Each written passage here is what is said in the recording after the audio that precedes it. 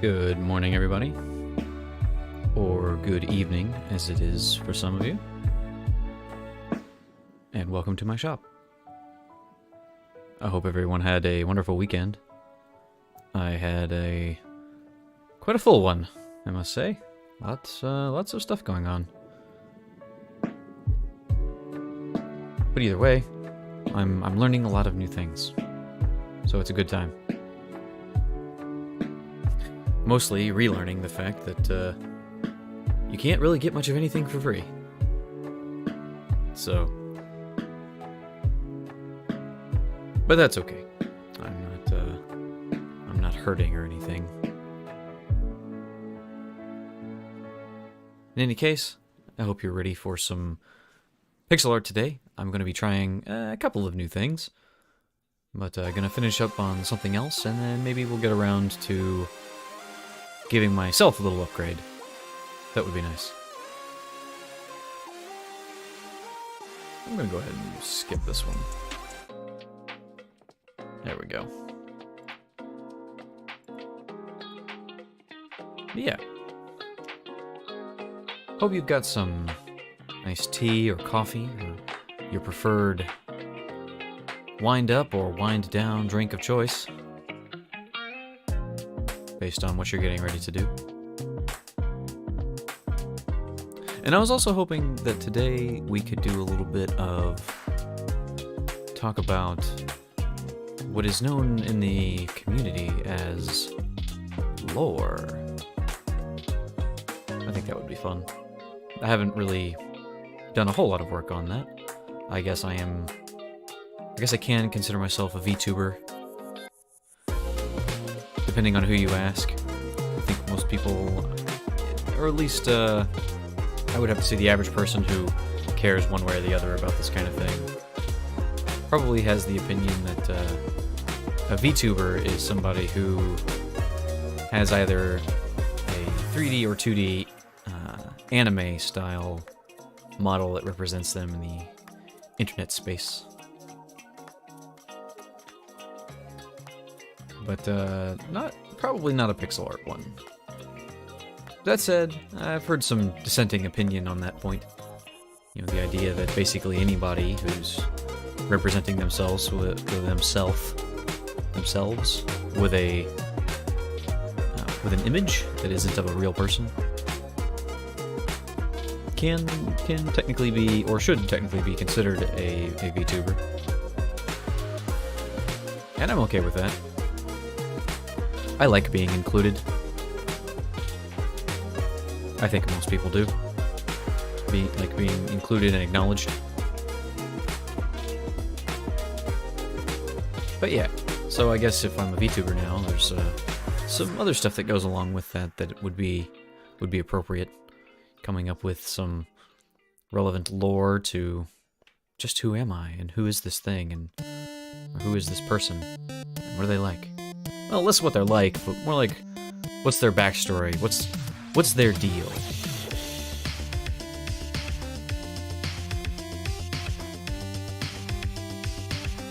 So that might be interesting to poke at a little bit. Hey, welcome, Darkbug, and good morning. I'm just about to jump over to the canvas and get started. I think I'm about done with your fan art. I just need to put some finishing touches on it. But how are you doing this morning? I've been passively sort of partaking in the conversation over in the Discord, and it sounds like you had kind of a full weekend.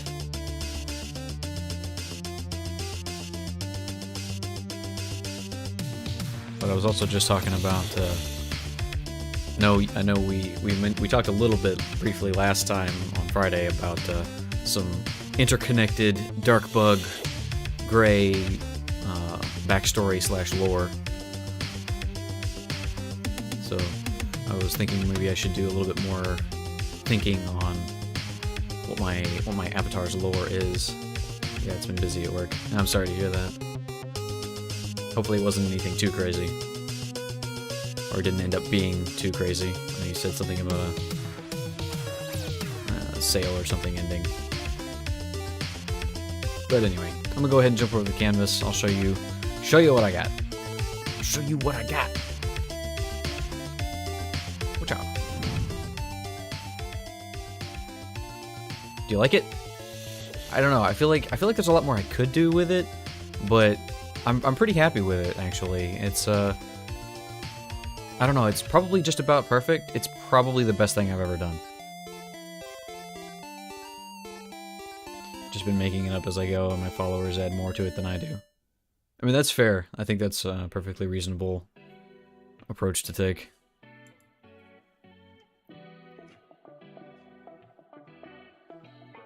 But yeah, I'm especially happy with this pit right here. I thought I was really inspired coming up with this particular piece. It came together pretty well. Too much detail, to be honest, on this one. You know, you might be right. I could probably tone it down a little bit, but I did want it to read pretty well if I had to scale it down, or rather up. So I don't know. Real talk though. I feel like I should put a border. Yeah, less is more. I feel like I should put a border on this guy, but I did end up putting on some tassets in addition to the pauldrons, and I'm liking how it came out. And actually, I realize this is incorrect because I didn't have my mirror tool on.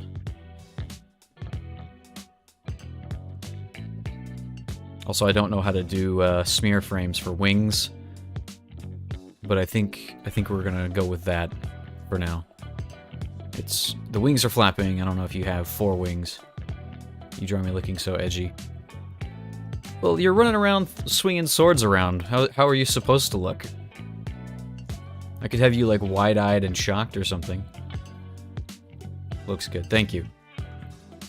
I'm not 100% happy with the scarf. Like I don't know. I think it's something with the tone, but I think it worked out okay.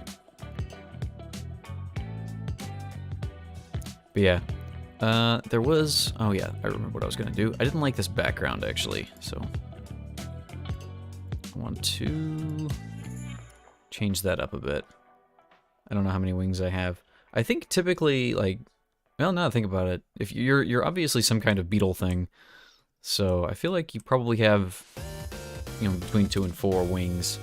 I think most of, like, beetles and that kind of thing have 2 wings, and it's only, like, dragonflies and that sort of thing have 4. Although I guess it depends. Like I know butterflies, you can technically say they have 4 wings depending on how you want to track it.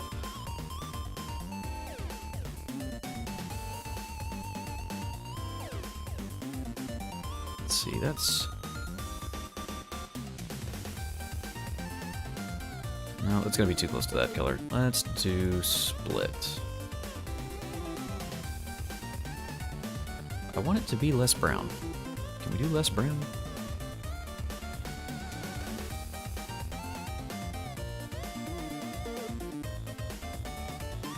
Faded a little bit. Crud.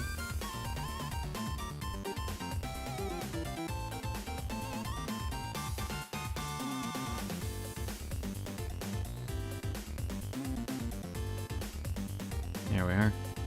Need a bug expert to answer this. Yeah. Some kind of entomologist. Now, can I... There we go. No dithering. Center tool. We're on the right layer. Center the... Nope, it needs to go the other way.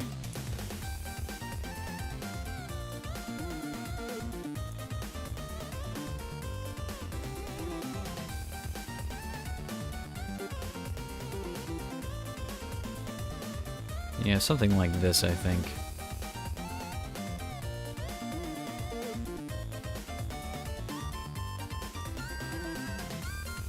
Yeah, that looks a lot better.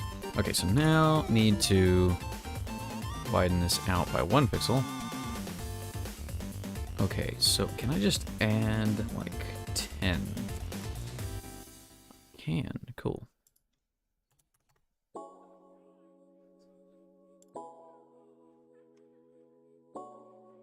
And now I'm going to... Let's do another... order. There we are.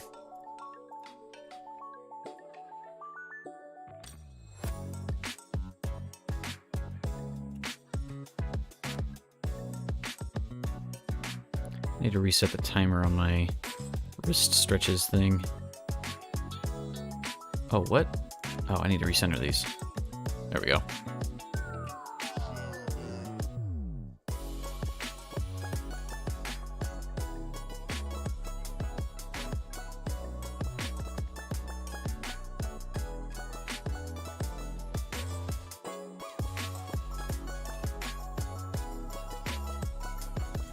Here? No, right here.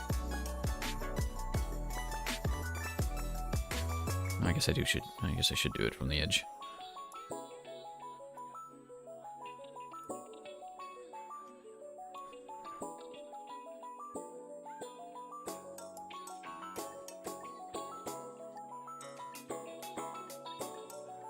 I'm wondering now that I'm looking at this, should I like make it big in such a way that it looks like it's thicker, if that makes any kind of sense.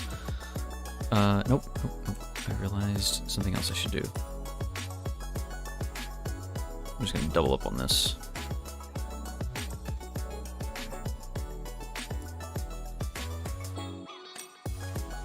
There we go.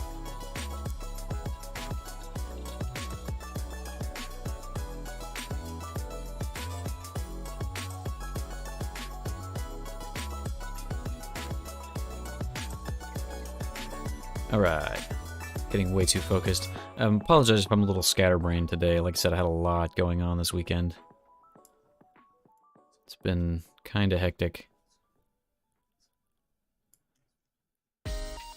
Don't,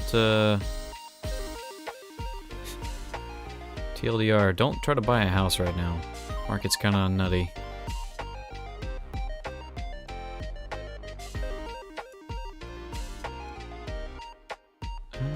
No, I'm not gonna do that. I'm gonna put that there, and then we'll have one line here.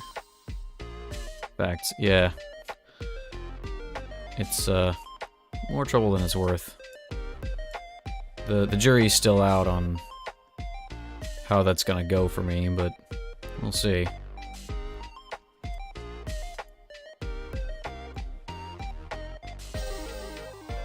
They're stupid expensive. Yeah, I'm talking to a realtor and they were like, it's definitely a seller's market right now. They in 15 years I've never seen the market this crazy. I'm like, oh great, thanks. That's really good to know. Appreciate that. It's not her fault, obviously.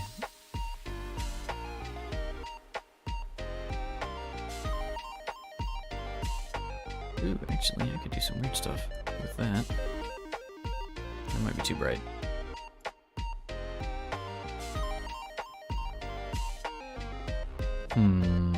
Wondering now. Kinda wanna take this and drop it down a couple of levels.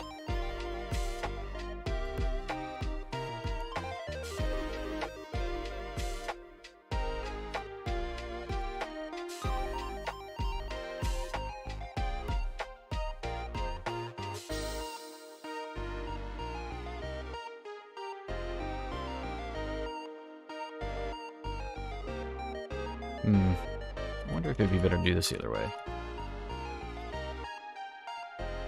Probably doesn't actually matter that much.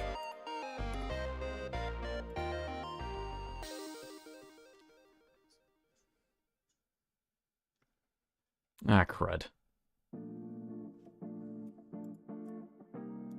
I am just now realizing that I am going to have to put this differently because it didn't fit.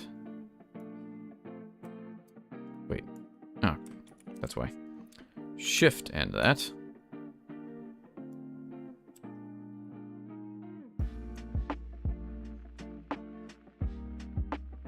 No, it doesn't feel right coming straight out like that.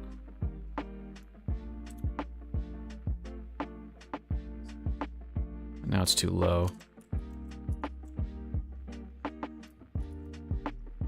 Put it right beneath the middle here. Hopefully that does the trick.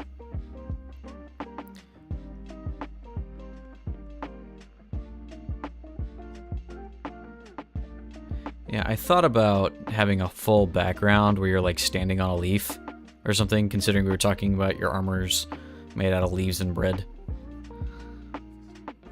Dried leaves and stale bread.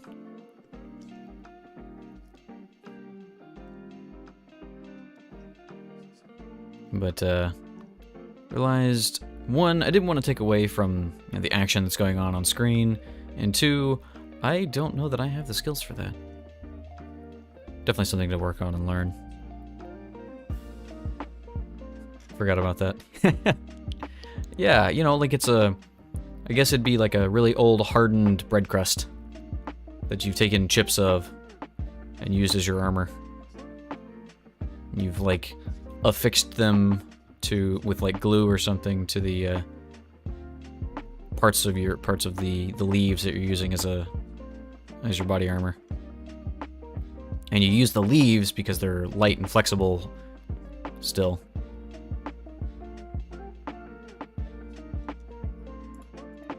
Ignore the fact that, you know, within a small number of days the leaves would dry out. It's magic. It's magic armor. That's what it is. The leaves never dry out. They're always alive, and so they're green and easy to move. Sounds like an armor mechanic for a game. Oh yeah, I could totally see that.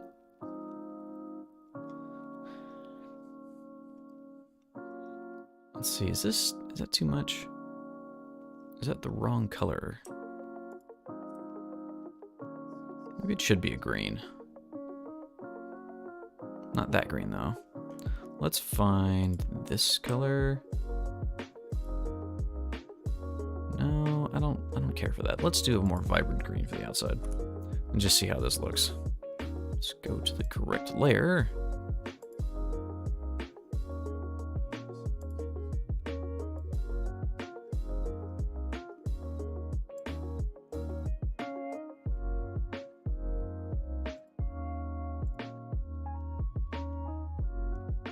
Yeah, it's not bad. Could even do something crazy like... No, maybe not that.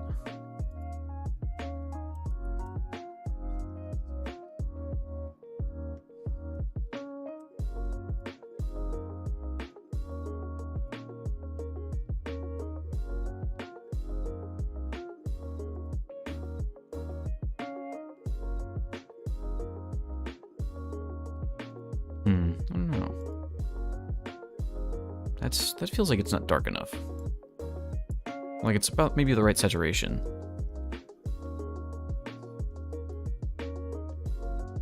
Ooh, actually, I feel like...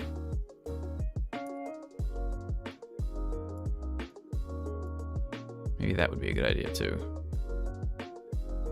I turned the mirror tools off. Yeah, there we go. Of course, now I'm kind of thinking that.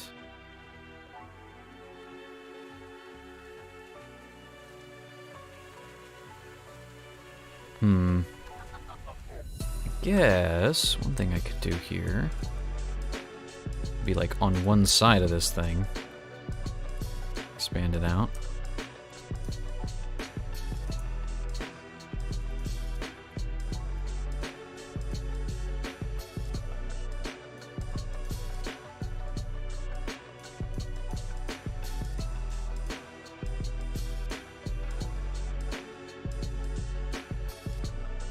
No, that does not look right. One of these two has got to be... I'm going to leave it like that. That's kind of cool, actually.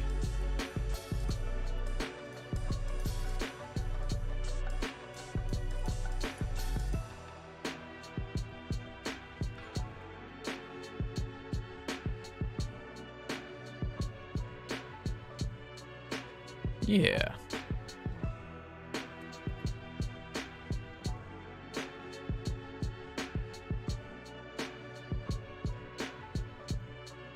Don't know exactly what this is supposed to be, but it's a nice little design. Again, it might be too much. Maybe? We're gonna go with it. I kind of like it. I'm gonna save that. Print it!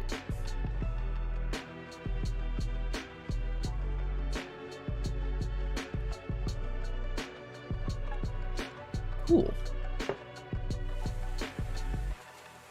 So yeah, as far as lore goes, I was kind of thinking, like, one thing that would be kind of fun would be that, my guy actually lost his arms in an encounter with a misplacer beast.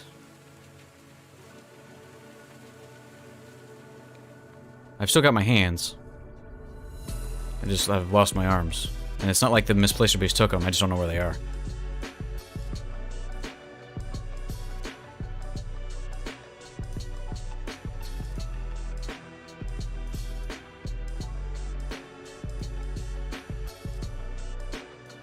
Yeah, we'll save that. Cool. Well, that was easy. I guess I could throw some text on top of it. We built like Rayman.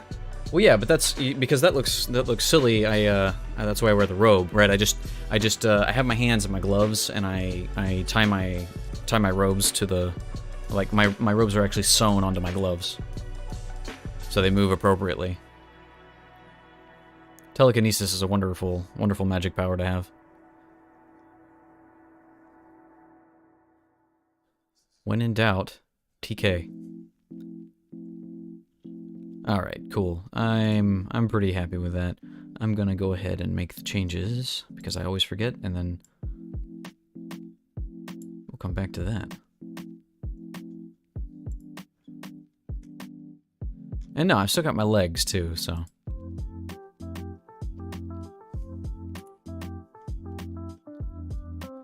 And I'm kinda basing some of this off an idealized version of myself, but I'm kind of thinking too that, like, the character model would be, or the character, like, I'm a mage, right? I'm a powerful wizard, but my power doesn't come from being, you know, super amazing in magic. It's just being able to exploit the rules really well.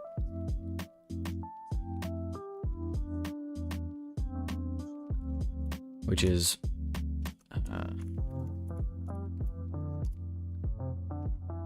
kind of how I approach games generally. It's like I'm not really high level per se, but I get more out of what I've got than the average person, than the average mage.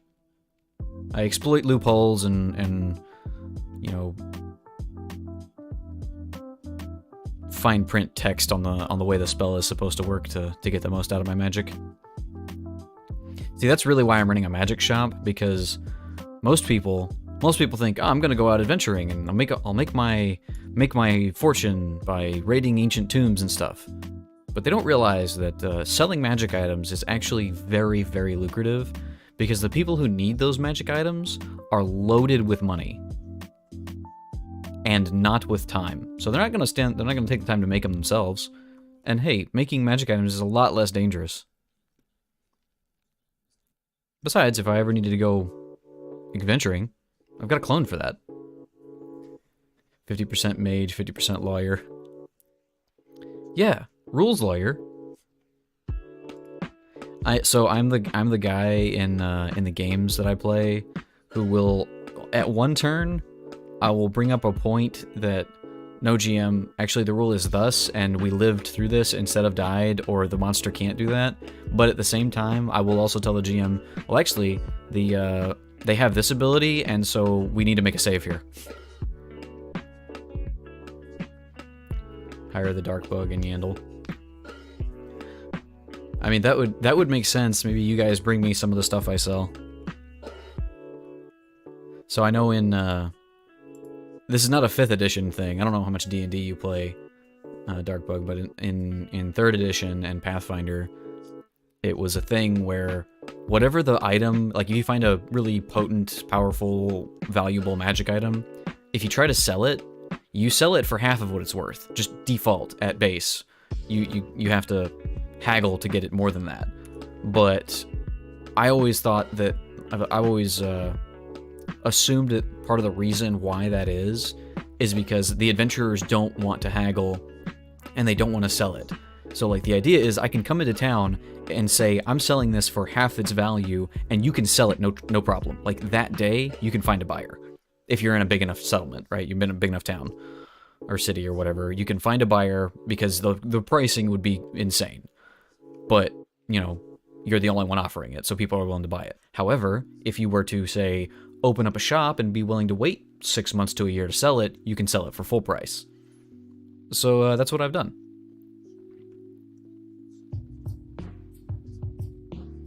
I'm gonna pick green. This green is pretty good. I'm gonna go with this background for now. So I want to make a server icon that isn't just my face. So, and I'd kind of like to have a little shop to go along with it. So we're gonna try and do that. I looked up the default Discord server icon image size. Sorry, excuse me. And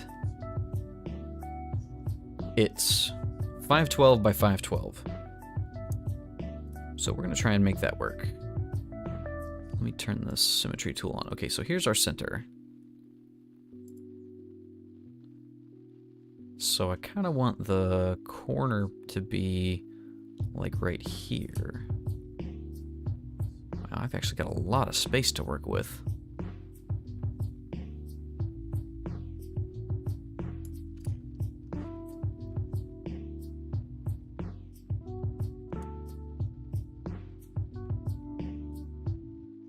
It's weird that that works that way.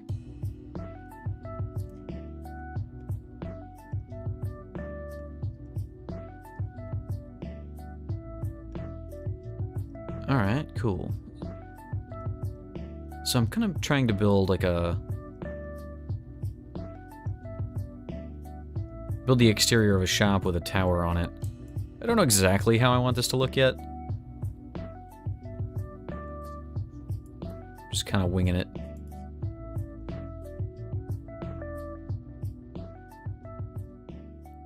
So the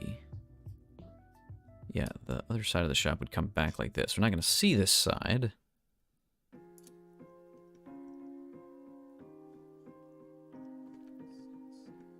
So I think the tower could be on this edge. And now I need to figure out how to do an ellipse. This over here.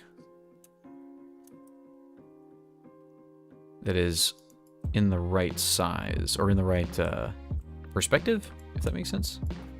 Nope, nope. Undo that.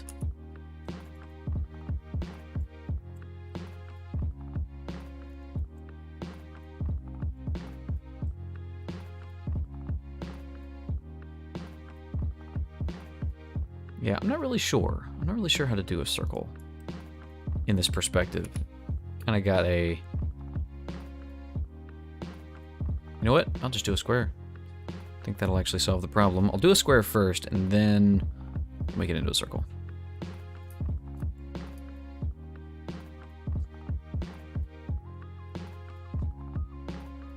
And I guess...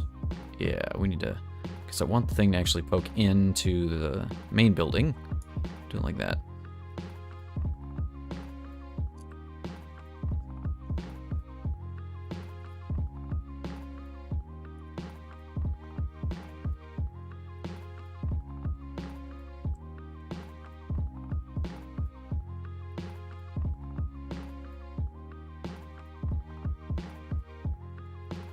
Are these level? Because these points would be. Yeah, there we go.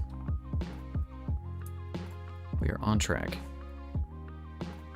Somewhere right there. There we go.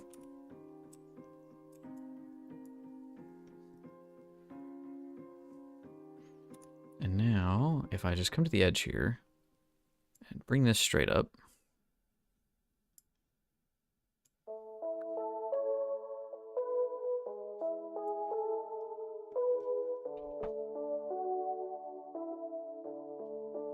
So the front edge, if this is where the corners are in a circle, The front edge would need to be lower than this, I think. Yeah, because basically I'm putting my circle at the edges of this thing. So let me see if I can put this here. Yeah, that's about right.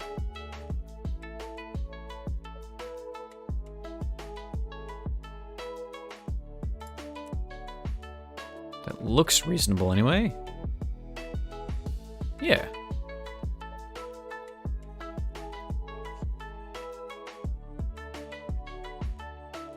Let's go ahead and change this to the tower.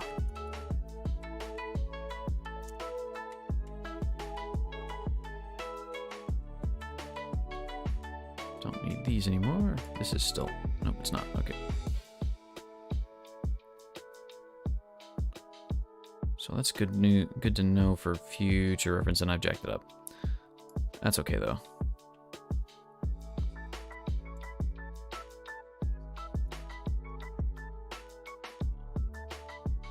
We'll just take all of this, shift it over one step, and then we'll take everything on the inside. That didn't work. Crud.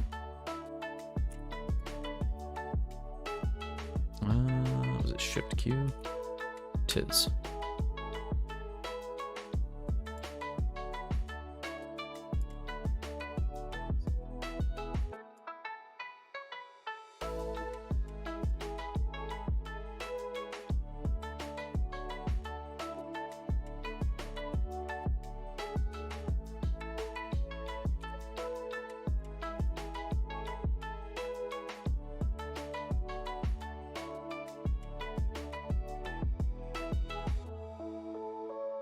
So that's 1, 2, that's 1, 2, 1, 2, 1, 2, 1, 2. There, that's even. This one has not been moved yet. But basically I'm just gonna erase this. Save myself the trouble.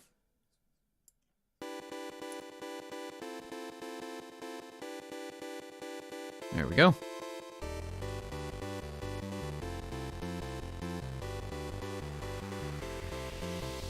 Uh-oh, this is not the same. Why is this not the same on both sides?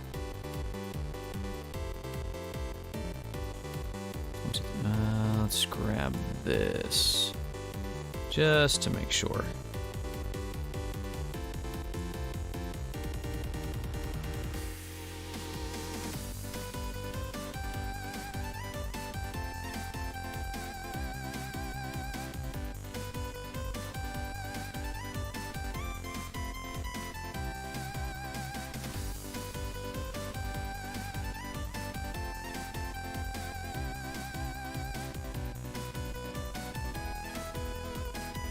Wait, actually in the middle?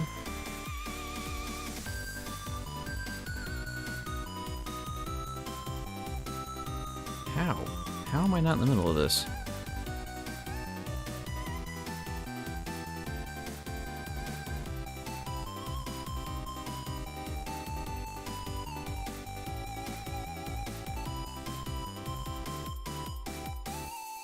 So one this way? Oh, that way. The middle? Is the middle, okay. Big yikes.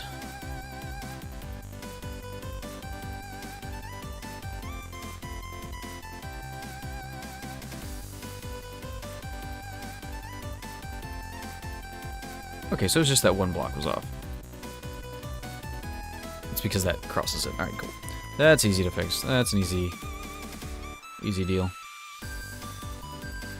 Really, what I should do is take all of this and put it on the second layer. As be part of the tower.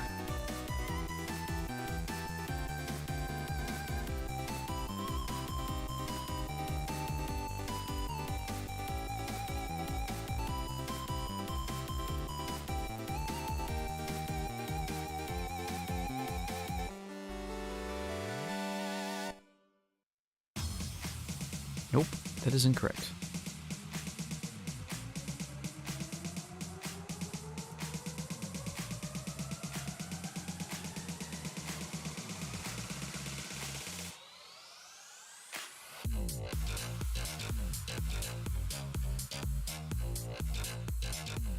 Alright, cut that. Bring it up here. Put it on down. There, close enough. Uh-oh. Why is this way?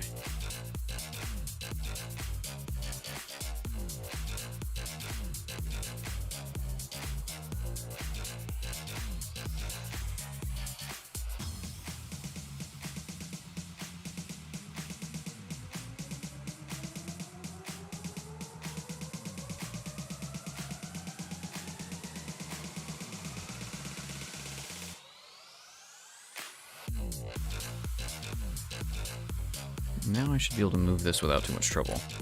Beep. Boop. Yep, I can put it wherever I want it.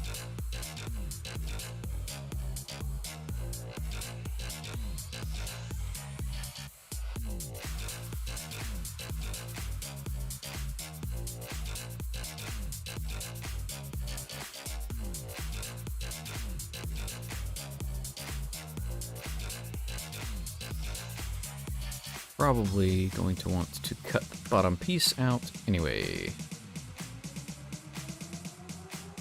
And flip it. Whoop.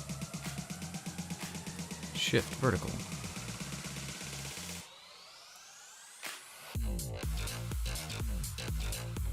Could always end up moving the whole thing one direction or the other.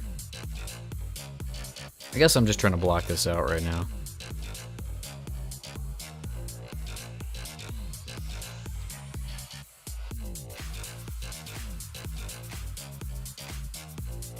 Yeah, okay.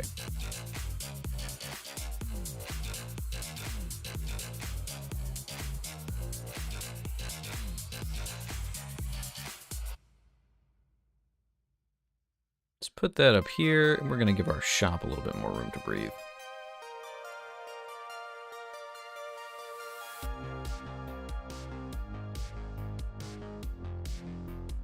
Right about there. Go ahead and make this a little longer.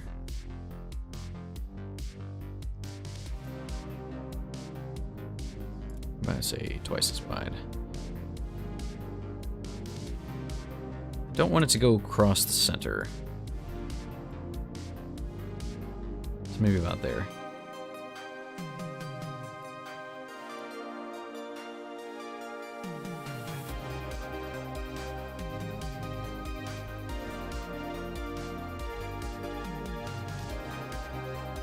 I don't know. Alright, see you in a second. I don't know exactly why I decided to make this isometric. I should probably have started with, this is just the front of the shop. And I may do that yet, but I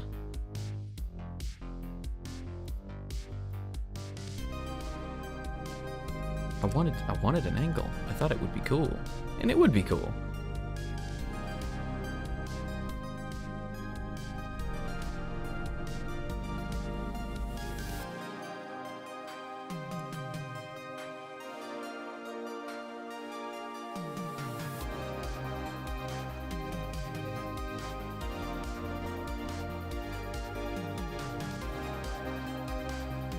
Not that. There we go.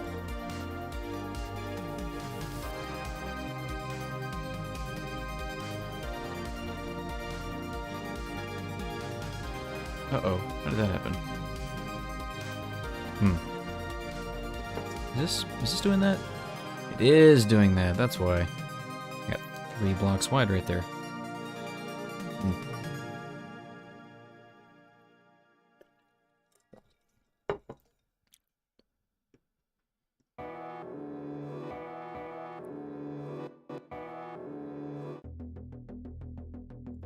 So I guess from here we can start building our walls. Figure out about how tall we want this thing to be. Realistically speaking, the walls don't need to be perfectly straight. If it's going to look a little bit ramshackle, a little bit homey, that'd be fine.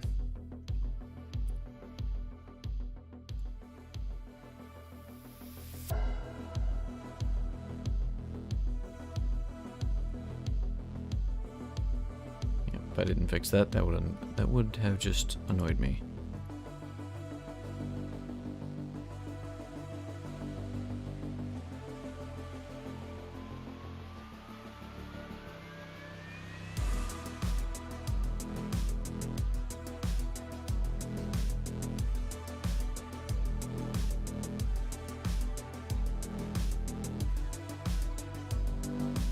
assume I do want this right here.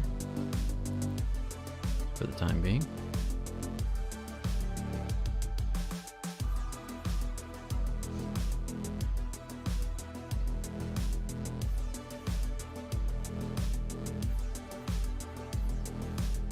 It's probably not good to have a couple of lines intersecting with themselves. I mean, this back line's not going to be seen, so it shouldn't be that big a deal.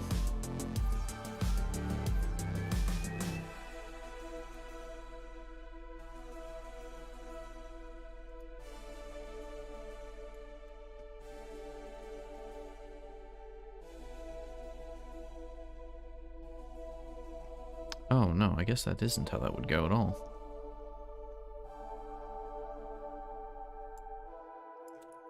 Unless I wanted it to. So I'm looking at this as like, this is where the top of this roof will be, or the top of this wall will end. And then it just connects to this, which is not how that would go at all. But then I thought, well, I could have it like an overhang. I could do that, but we're not at that stage yet. So really, what this should be doing is, if this is this tall... Am I going to do this? Is this really how this is going to go? Okay, I do need to change the color of this line.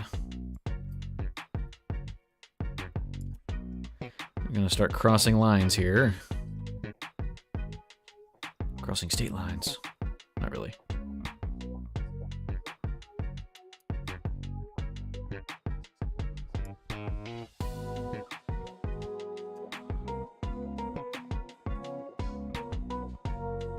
Uh-oh.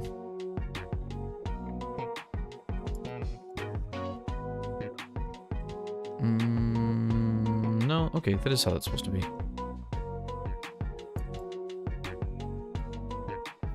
It's like building houses in Minecraft. I should start playing more Minecraft. Again. I have put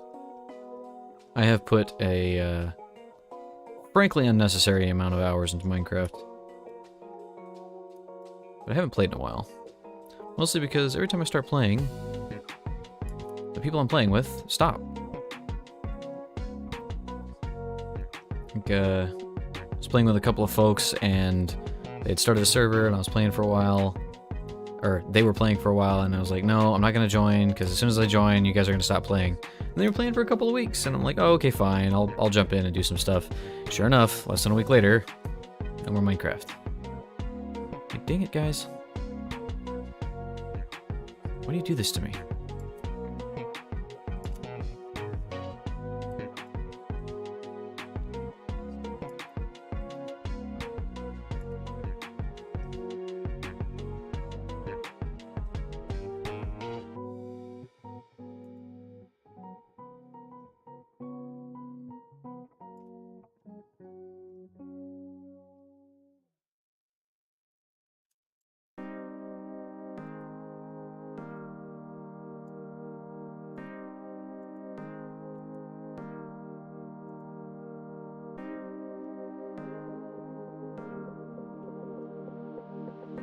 Okay.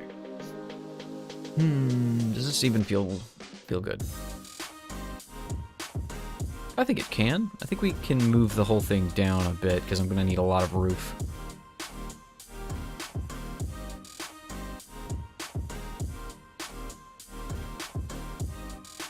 A whole lot of roof. Need to sort of figure out... Let's see... Roof. See if we can't fit this on here somehow.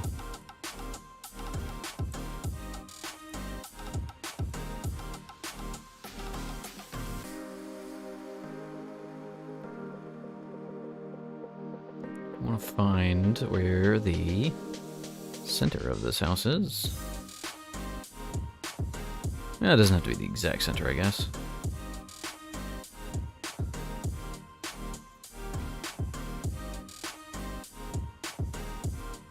Okay, yep, tower's gonna have to be a lot bigger.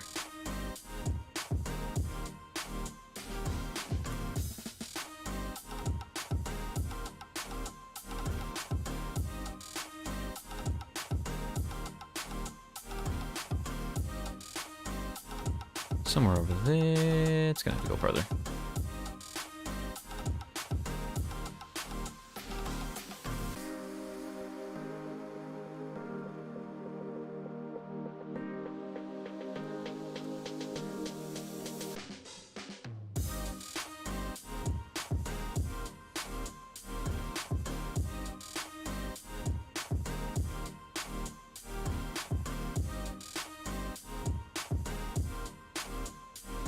I guess I was wrong.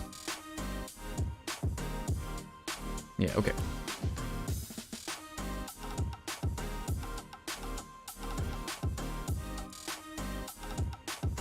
Bloop. And bloop. It feels off. Somehow. That's why. That's fine.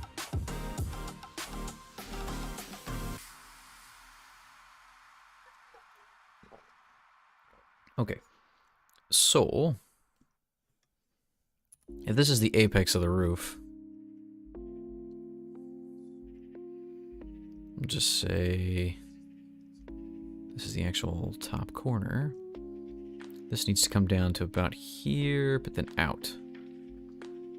It's gonna basically come to the edge here and come down. So, in that case, I can actually delete this line here. Don't need it anymore.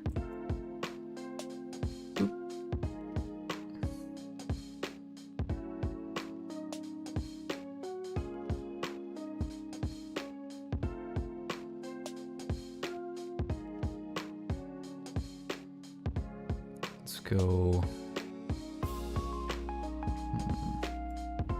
Okay, I'm gonna bring this out a little bit. Maybe like 1, 2, 3, 4, 5. Do the same thing back here.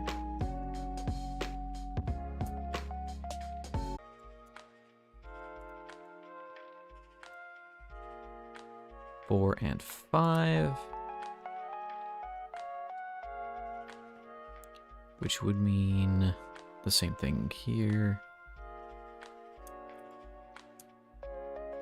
3, 4, 5.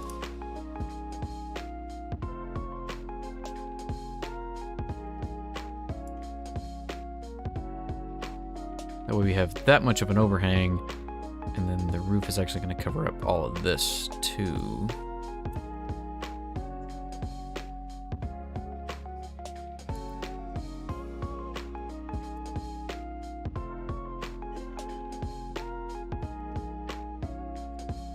Nope, not that. There. Gonna the roof will come in all the way out to this corner here. So let's go back to the roof. We grab the blue.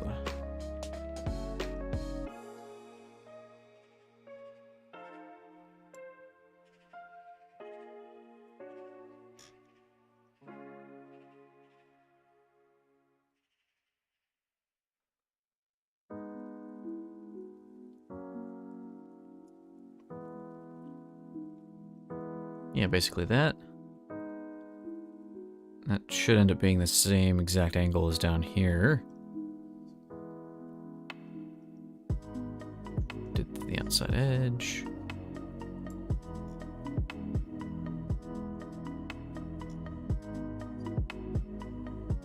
Basically that. And I would imagine that this angle should be the same.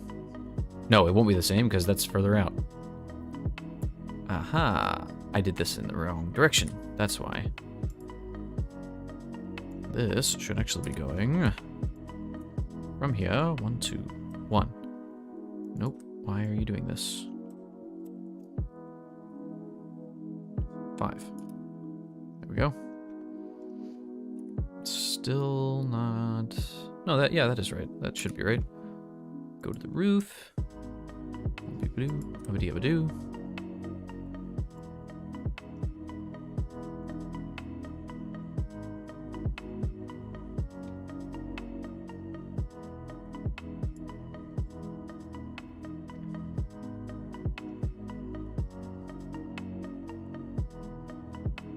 Yeah. We can finagle it a little bit. One direction or the other too.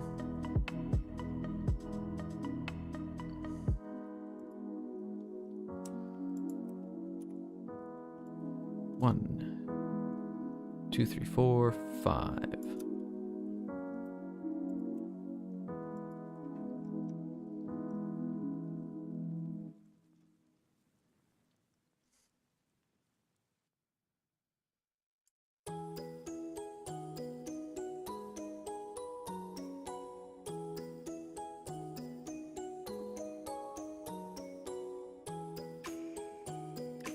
Yeah, and again, I shouldn't have to draw any of that back there, so it's irrelevant. And I won't have to draw any of this either, but it's good to know where it is. Ultimately, the tower is going to be on top of the roof. Anyway.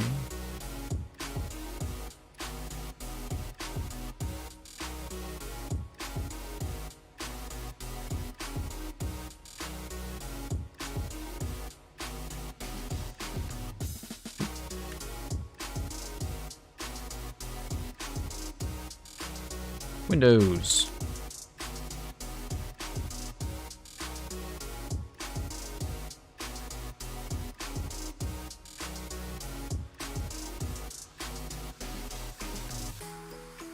And I'm definitely going to want to have a little bit of a sag in the roof too, rather than just having it be straight up and down.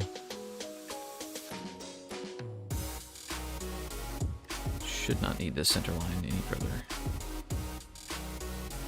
Let us hope.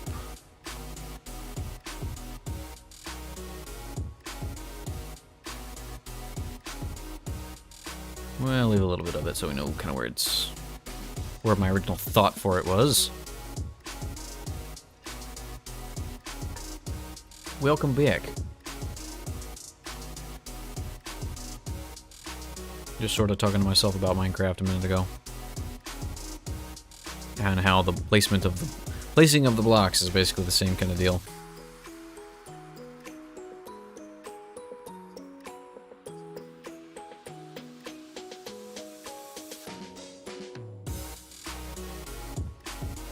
And it's very, very rough wireframe at this point, but I'm going to be putting like some sag in the roof. And the tower is going to definitely need to be a lot larger. And put some like barrels and stuff. Man, now I'm thinking about it, like there's actually a lot. There's actually a lot. Oh man, there's a lot to do. And this is one of those things too that I think a tablet or like a drawing pen would make this a bit easier. Like I could have drawn all these lines approximately much faster than I did them pixel perfect. But the pixel placement allows me to be perfect. Hey, Sinosaki, welcome. We're building wireframe houses. So far. But I was actually just thinking too about like, yeah, I'll put some like little like hay bales and some barrels, and you know there'd be like wooden furniture or framing around the whole thing, and it's gonna have like moss growing, and like wow, this is actually gonna be I am not gonna finish this week probably. Work on it off camera, I think. There's gonna be a lot to do. The tower, like I said, is gonna have to get a lot taller. Yeah, we're currently working on the exterior of my magic shop. Now I'm looking at it. I feel like the tower should be a lot bigger, not just taller. But how are you this morning, I guess, depending? Morning, afternoon, evening, this day. How are you this day? How fare you this day, fine traveler? Greetings and salutations. Yeah, I'm not gonna bother with that. Okay, we're just gonna block in a window right here. And I kinda want it to be circular because I hate myself.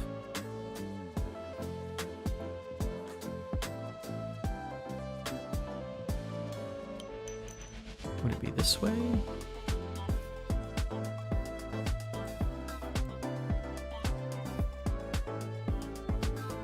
I think it would be like more vertical.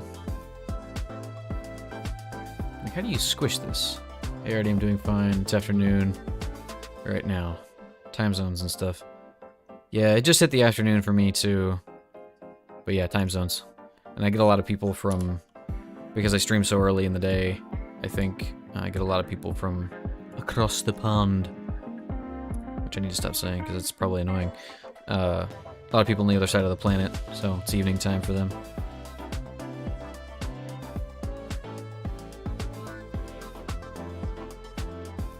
Yeah, no, that feels wrong.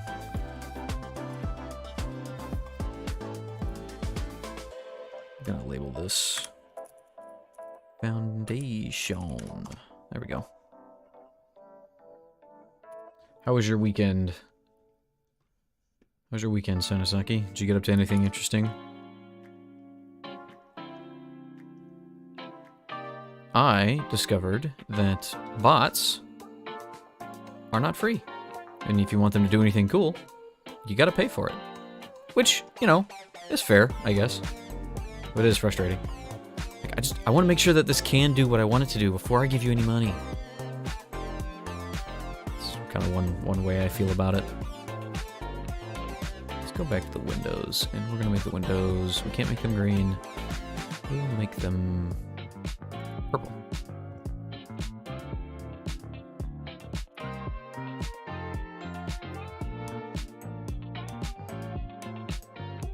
I have one window here.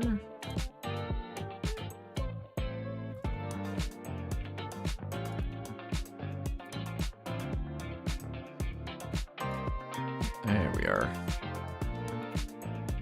Good enough. Love your idea of a magic shopkeeper for your lore. It's such a cool concept. Thank you. So, me and Darkbug were talking about that a minute ago. The idea that, and I'm taking this. I'm fully stealing this from D&D, right? But like the idea that an adventurer in D&D goes out and they fight crazy monsters and delve into ancient tombs and, you know, brave magical diseases and curses and whatnot. And then they come back to town and they sell their stuff. Well, in D&D, if you sell your stuff immediately, it's literally half the value of whatever it's worth. And I interpret that to mean that if you sell it immediately, or if you sell it for half the price of its value, or if you sell it for half its value, you can sell it immediately. But if you don't, like if you wanted to, you could stop and wait like 6 months to a year for somebody to come buy it, and you could sell it for full price. It's just, you know, adventurers don't want to do that. They want to go back to killing monsters and make money fast. Which, you know, that's fair. But, you know, if I want to actually make the money and not have to fight crazy monsters for a living, just sell magic stuff. Weekend was mostly trying to figure out the affiliate stuff, and yeah, bots are a hassle to set up, especially if you want them to do cool stuff. Lots of paywall. Yeah. So, like, all I want, I know that, a friend of mine has a server where they got their server bot to basically have their name on it. You know, it's like their name, but bot next to it. And I'm like, yeah, that's cool. I would love to do that. And I figured out what bot they were using. I was like, ah, yes. Pay me. Pay me monies. I was like, oh, okay. All I want to do is change the profile picture. And change the name. That's literally all I want it to do. Everything else that the free version does is good enough. I just dump the stuff I haul from Adventure ASAP to get back to it. Yeah. Yeah, and then there's the other side of it. So a friend of mine actually made a character who, a former GM of mine. Oh, former GM? He's still GM sometimes. But he made a character who, that was their retirement. They were an artificer, and they made items, but eventually they stopped adventuring because they didn't need to adventure anymore. They just sort of retired and became an NPC shopkeeper. So it's a viable retirement option. How did this happen? Why is this uneven? Oh, I know why, because I just sort of picked where the top was going to be. I didn't line this out like I did the other lines. That's okay.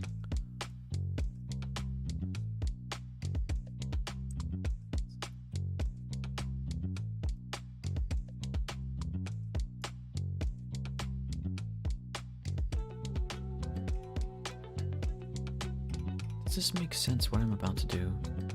It might not.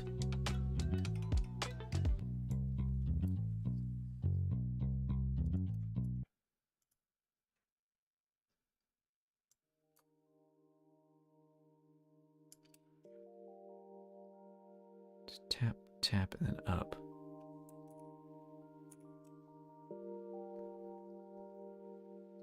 So from here, this should come over like that, and then out. Well, there, not like that. I don't know what I'm doing. No, this would be there.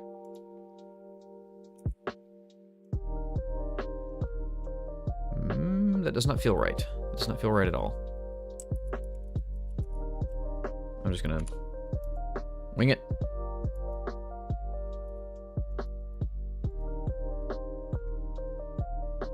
We'll make it work.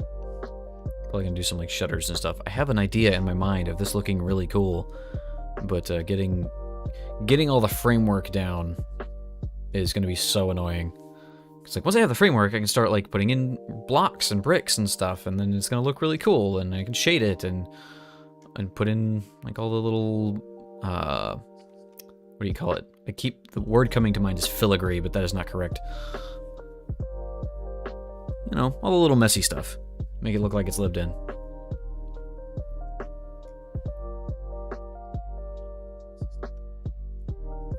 But yeah, I can't do that until I know where everything needs to go. And it's going to be boring up to that point. So that's not fun. I do think I do actually want the roof to be blue. And the colors are going to have to change. This is way too saturated of a palette for this to work this way. Oof, wow, that's actually hard to look at. Nope, yep, it's way easier to look at this way.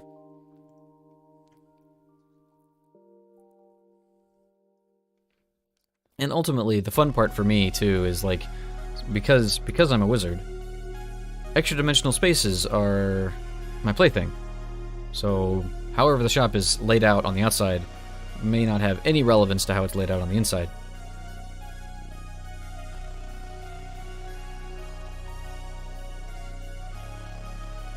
Okay, what else do I need to put down? I should probably figure out where the door goes.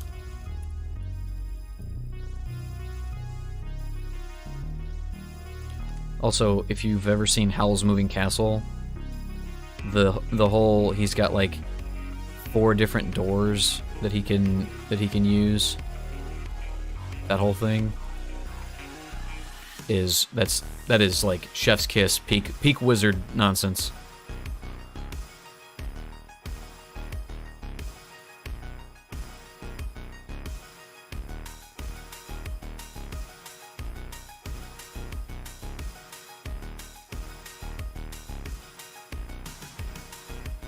Like, yeah, they go to go into one of the houses and they bust in the door and it's like, nope, it's empty.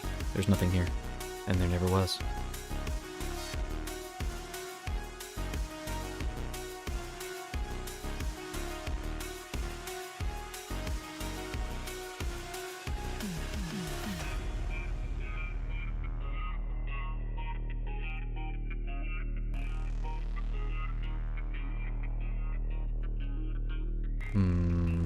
This is not looking correct.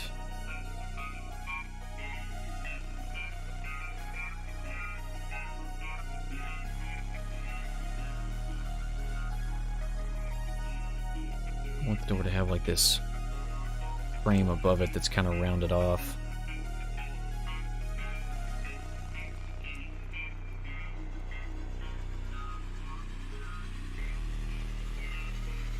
I love dimensional trickery aspect of it. Yeah. So there's I have a distinct problem when it comes to, especially like, you know, any kind of magic system that allows you to do dimension hopping nonsense. Especially with wizards though, like take D&D, which I think far too much about. I've realized that once a wizard in D&D gets to about 14th level, there's no reason for them to do any adventuring any further. They don't have to. And what I mean by that is, so you at 14th level you have access to 7th level spells. 7th level spell, one of them is clone. You can basically just make a copy of yourself. Or maybe clone is 8th level, but either way, no, I think it is 7th level. But either way, you can make a copy of yourself so that if you die, you can, basically your soul will come back to your body, come back to your secondary body, and you have all your experience. You can make it as old as or as young as you want to, basically. I think you're limited to actual physical maturity, but anyway, long story short, if you're not stupid about it, you never can die again, not permanently. The only thing that can stop you is something that can trap your soul, which, you know, good luck with that. Those things are rare. They do exist, but, you know, I might just have to give up on this idea. But yeah, so you make that. You make a clone, and then you can have a demi-plane, which is like, I don't know if you're familiar with a bag of holding, but it's basically dimensional trickery. I mentioned. You make your clone, you let it grow, you put it in an extra dimensional pocket that only you have access to and only you know where it is, and then you can never die again. High-level spellcasters are scary. Oh yeah. Oh, see, here's my problem. Here's my problem with wizards specifically in the way that they are portrayed in D&D. They're really powerful. Even from the get-go, they're pretty potent, but once you get to 14th level, they don't have to play the game anymore. I could make a clone and never die. I could also, at the same level, make a simulacrum, which is me with all of my spell slots, basically, minus, I think minus the one I used to cast the simulacrum, but at half my hit points. I'm a wizard. I was probably going to go down in 1 hit point anyway, but one way to look at that is, oh, well, it's a thing that has half your hit points. Alternatively, it's you with 50% more hit points. You could have 2 of you running around casting spells if you need to, or you could just not be there. I'm gonna stay at home, and if you guys need me, call me. Otherwise, my simulacrum will be here with you. And you know, one of the problems with the simulacrum is that it never gets its spell slots back if it casts them. That's fine. I'm a wizard. I can make scrolls, and my simulacrum can use them. Which, you know, it's expensive. It's not a perfect solution, but it is a way to never die.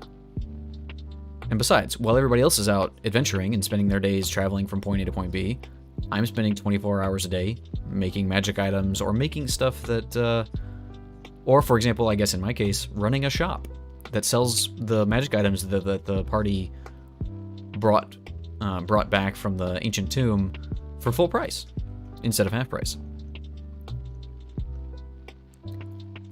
I mean, I guess, of course, the less fun-hating... This door is way too small, I realized. The less fun-hating way to do that would be have the simulacrum be the one that manages the shop, rather than the one that goes with the party. But another thing is, I don't know if you've heard of this, but there's the infinite wizard glitch, I'm gonna call it. If you have access to the wish spell, which you do at 17th level, as soon as you're a wizard and you get access to this level, you can end the world. You can end the entire campaign game world by filling it with yourself after a day. So one of the things that Wish lets you do is replicate the effects of any spell. Wish is the most broke thing ever. Yeah. Okay. All right. So here I'm gonna stop for just a second. We're gonna go back to the shop. Okay. Here's my rant about Wish. I like the Wish spell. It does some cool things, but it does break stuff just because of some other spells that exist. You get to the point where you have 9th level spells. You spend a day. You cast a 7th level spell to use the simulacrum, or to make a simulacrum of yourself. The simulacrum has all of your spell slots and spell knowledge. It just never gets them back. Cool. On day 1, you took your 12 hours or whatever, cast simulacrum the normal way. Then you take a rest. You get your spell slots back, you get that 7th level spell slot back, and then tomorrow, when you have all of them, your simulacrum is going to cast Wish. Wish has 2 sides to it. There's a version of Wish where you replicate very specific effects listed in the spell, or any spell of a lower level, but you do it as an action with no material component, so it doesn't cost you anything. That's version 1. Version 2 is you ask the GM for something. You ask them to try and... You ask for a thing that's not specifically listed, and they tell you whether it works or not, and you have a chance to burn yourself out and never be able to use Wish again. Not good. Time for hand stretches anyway. So yeah, you ignore that. That is unnecessary for our purposes. All we want to do is use Wish to, as one action, cast Simulacrum. Instead of the 12 hours it normally takes, or whatever time limit it is, you cast it as a single action. Except you're not going to cast it, your Simulacrum is going to cast it. Your Simulacrum is going to cast the Simulacrum spell using Wish on you. This replicates a Simulacrum of you with all of your spell slots, including the 9th level spell slot that you have access to for Wish.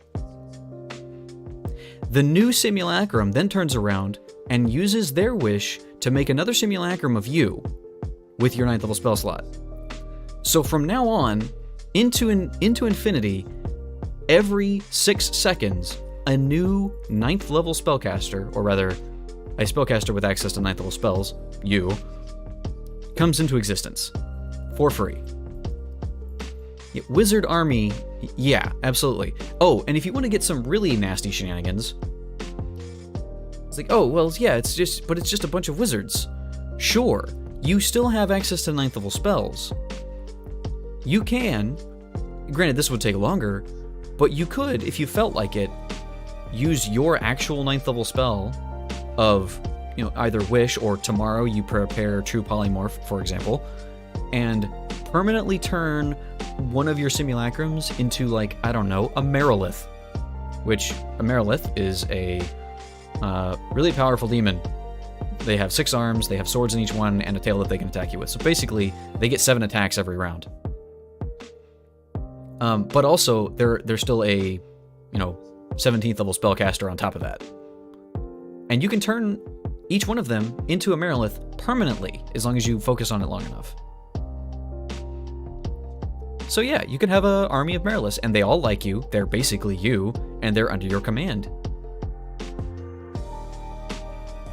Yeah, so 17th level wizards, they stop playing the game. The world can become about them, unless, as a player, you decide, or you tell the GM, look, GM, I know that I can do this, I'm going to specifically not do this, and I will assume that there are in-world reasons for me not to, but I just want you to know that it is a thing that I could be doing, or other wizards could be doing.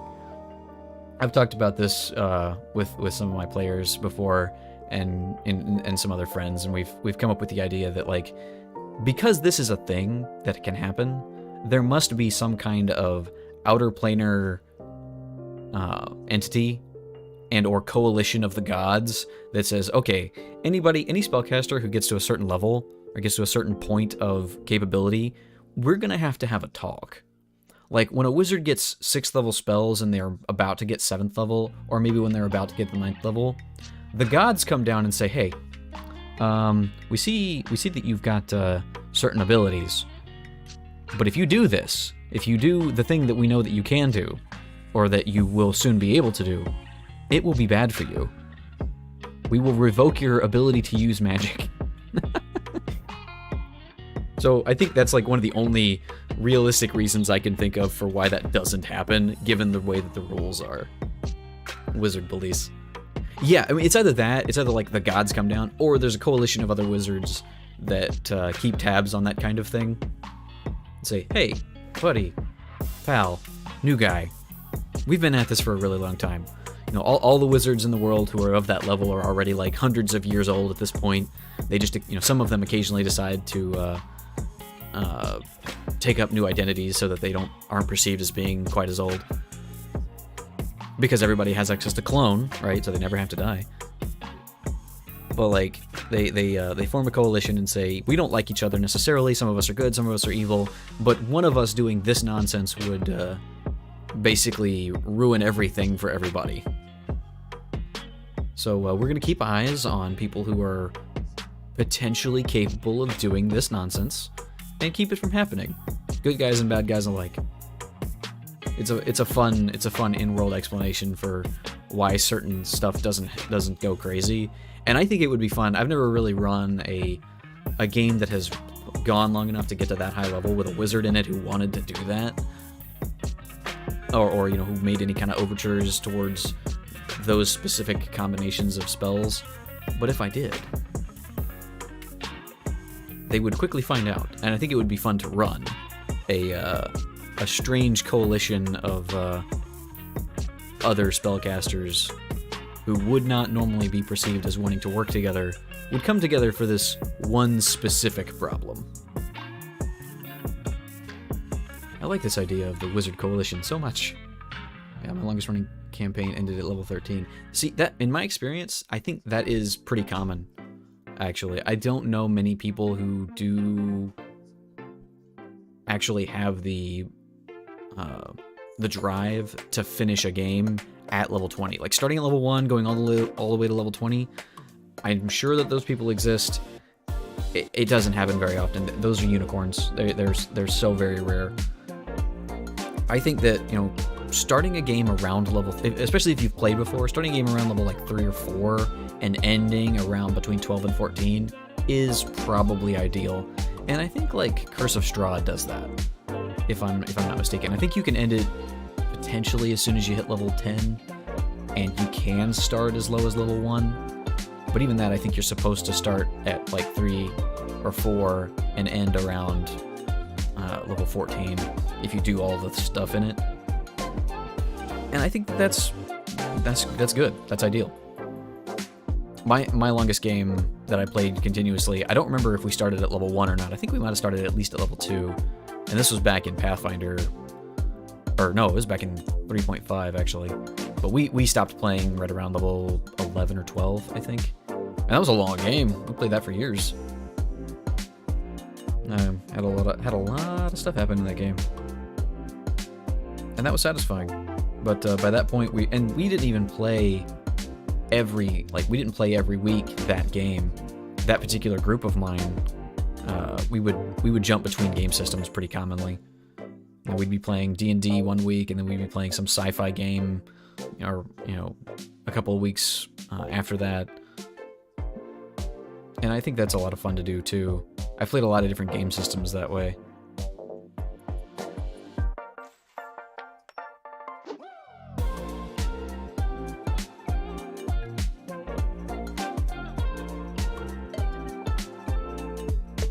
And honestly, if you've never read anything about Dark Sun, it's one of the old Wizards of the Coast settings. Not Wizards of the Coast, sorry. I think it was actually a TSR setting, maybe? Either way, it's not really important. It's a D&D setting. But that is basically what ended up happening. They took the idea of the way that magic works in D&D and the way that how potent it is, and took it to its most grimdark conclusion, where everybody... Basically, magic got so prevalent that the magic started sucking the life out of the planet itself. So now, in Dark Sun, it's a desert world for the most part, and if there is any plant life or even other living creatures, if you cast a spell, you suck the life out of them to do it. So that's bad, typically. It's not good. But on top of that, the only people who are in charge of anything, which is basically they're in charge of these self-contained city-states, they're all sorcerer or wizard kings. And they hunt other spellcasters down. Like if they find out that they're even like low level spellcasters, if they find out that you can cast magic and you're that kind of practitioner, they will just hunt you down. And because they're a high level spellcaster, they can probably do it. So they've got to be really you got to be really careful casting magic in Dark Sun. I've only played like a couple of games in it.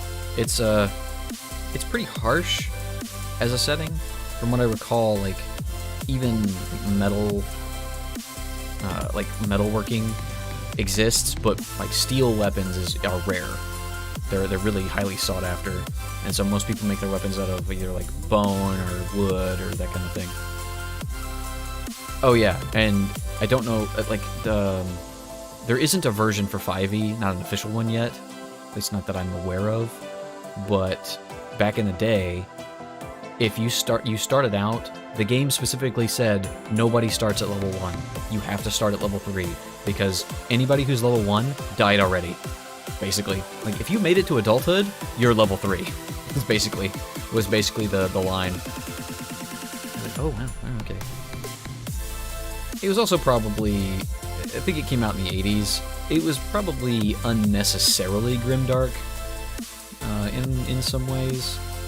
Like, way harsher than it really has any need to be. But, you know, there can be fun in that sometimes. Just, I guess, fair warning if you go looking up stuff about Dark Sun. I don't know how much of a quote-unquote content warning it would require. But I think the actual, like, published stuff is pretty tame. As far as that, you know, any kind of stuff like that goes. It's just, it's a really harsh world. And they thought some stuff to its logical conclusion. It doesn't necessarily all make sense, but it's pretty good. I mostly played Forgotten Realms and a few custom scenarios from friends. Yeah, so I used to really like running in my own homebrew worlds. I like the idea of that, and I think that's what most people do. I'm a 40k player. Is it harsh? Like, you play the RPG of 40k, like Dark Heresy or any of the other ones? I guess there's what? Did Fantasy Flight put out one recently? I don't remember who put it out, but anyway, if you play that, probably not. It's probably not harsher than 40k. Well, I mean, I guess it depends on your metrics. Like, being alive in the world is tough, I guess, from what I understand of Dark Sun. You know, going from city-state to city-state, it's a desert, and it's hostile, and there's people out there who just want to murder you and take you for your water or whatever you own. So, you know, just traveling becomes an immediate threat. There's not, it's not like you can forage very easily. And, you know, the average person lives a terrible life. So, you know, kind of like 40k in that regard. But, you know, you're a player character. You've got player character class abilities. So you've got a leg up on the average person at the very least.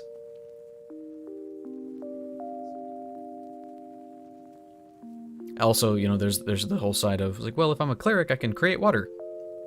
You could. Actually, no, I'm sorry.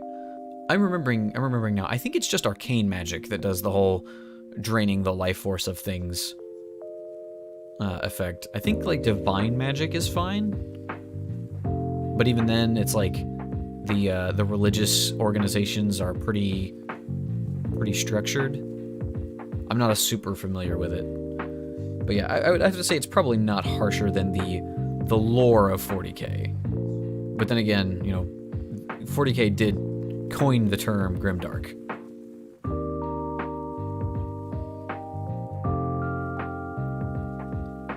I will say one of the things that annoys me about 40k is, like, I was into 40k's lore and gameplay, like, you know, the RPG tabletop stuff, or the RPG stuff, not the war game, for a long time before I ever started looking at the actual war game rules. And who boy, is there ever a difference? Because, like, take Space Marines for example. It's like, oh yeah, Space Marines, they're, you know, 12-foot tall walking super soldiers that have been genetically modified to, you know, survive the harshest conditions. Every vital organ has a redundant system, sometimes 2 or 3 redundant systems. They can see in the dark. Their blood is acidic. They can regenerate from wounds that would kill normal people. Yada yada yada. And on top of that, they wear armor that's, you know, super powerful power armor that makes them even stronger than they already were. It enhances their reflexes, and, you know, they're just amazing. Cool. That sounds amazing. That sounds awesome. How do they fare up against the Imperial Guard? Well, the Imperial Guard barely are holding themselves together. They're using las guns, which are like the worst weapon in the galaxy. They're pretty good by modern standards, but they're actually pretty terrible by those standards. Basically, the way it's written, Space Marines are kind of immune to las guns. Except that they're not, because in the tabletop, if I have a squad of Imperial Guard fire at a squad of Space Marines, there's a good chance one of them is going to go down. And it's not like, you know, all of the Imperial Guard focused fire on the one Space Marine and he died. I mean, no, don't get me wrong, there is a chance that all of them survive, but odds are one of those Space Marines is going to die. I mean, all things else, like, they're both out in the open, and the Imperial Guard get to go first. But it's like, oh, and then it's like, oh, cool, he takes a hit, he takes a wound, and he's dead. Well, I mean, he gets to roll armor to save, but otherwise he's just dead. Oh. Oh, okay. That's, so that's how that goes. What about the super soldier thing and the super power armor stuff? I play the war game, but I'm deep into the lore too.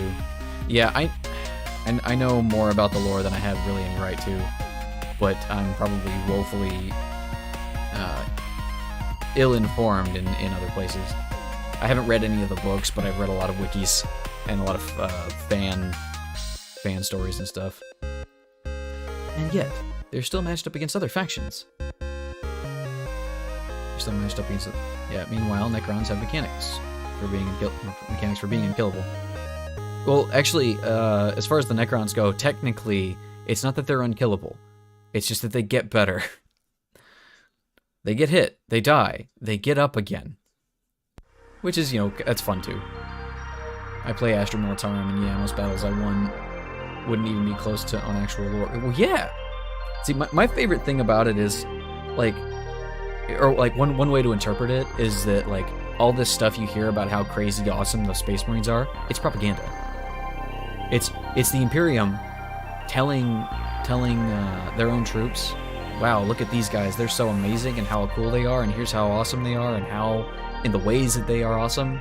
But no, actually, you can kill them with a regular weapon, and it's, you know, it's difficult, but it's not impossible. Not anywhere near as hard as it is portrayed as being. Because, like, again, the way that Space Marines are portrayed, their reactions are so fast that a single guard with a las rifle would never be able to even hit them because they can dodge so fast. But no, actually, they're not that good.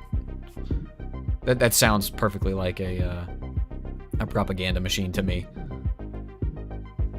And also, that's the other thing. The Guard understand at least how World War I and II era battles were fought.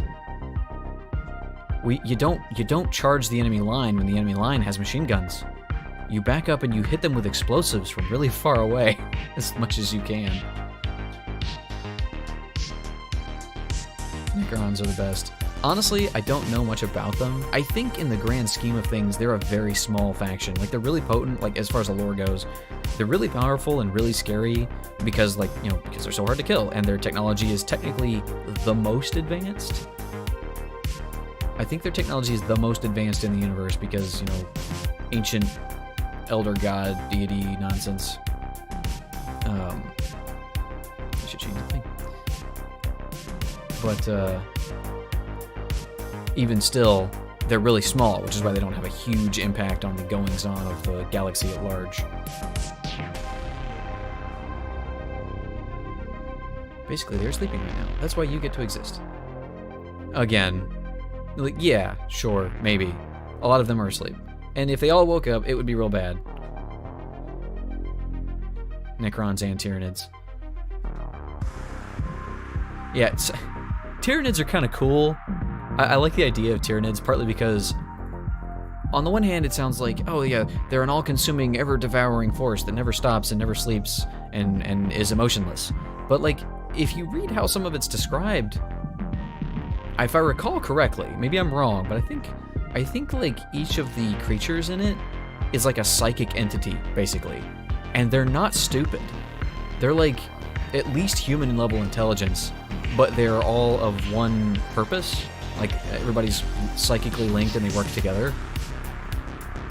And so, like, realistically speaking, that's not so bad. And I think, grant me, I could be wrong here, but I think it's like if a Tyranid dies, his quote-unquote psychic essence is still part of the hive. So, essentially, as long as the hive exists, Tyranids never die either. They just have to be rebirthed.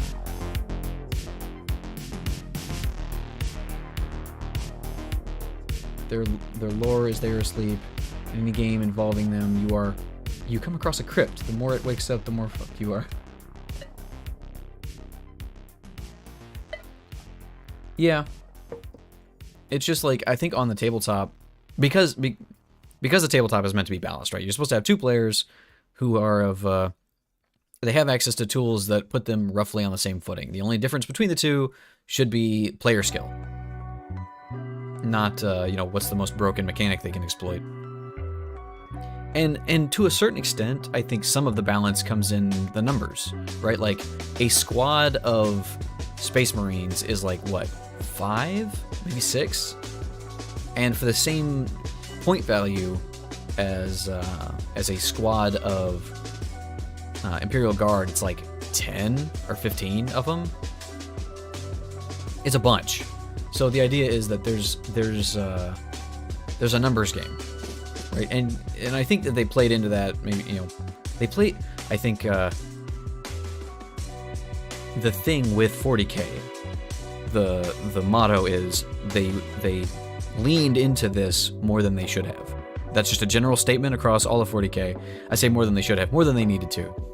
But like, oh, well, the Guard are, like, individually, they're so bad, and so to make up for that, you get a bunch of them for the same point value.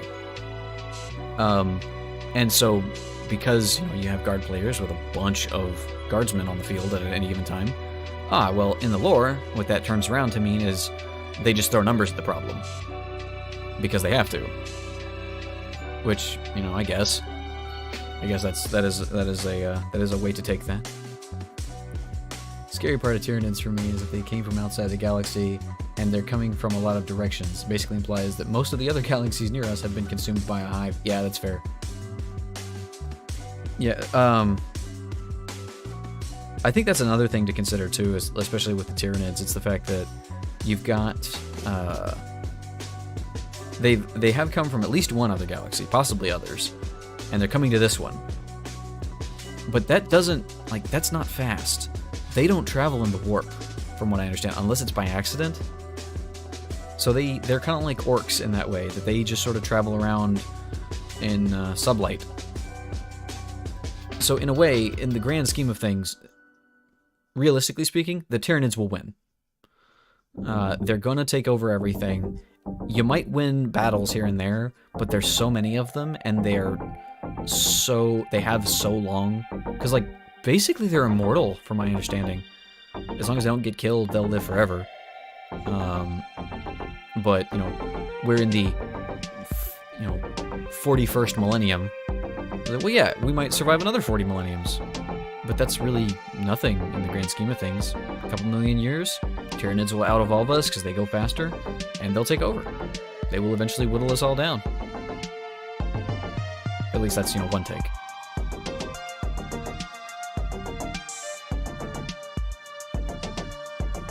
I think the Eldar are probably the most underdog of all the groups. Yeah, I say that. Possibly the Tau. But the Tau are kind of on that same road of they're gonna get better faster than everybody else. There's just not that many of them yet.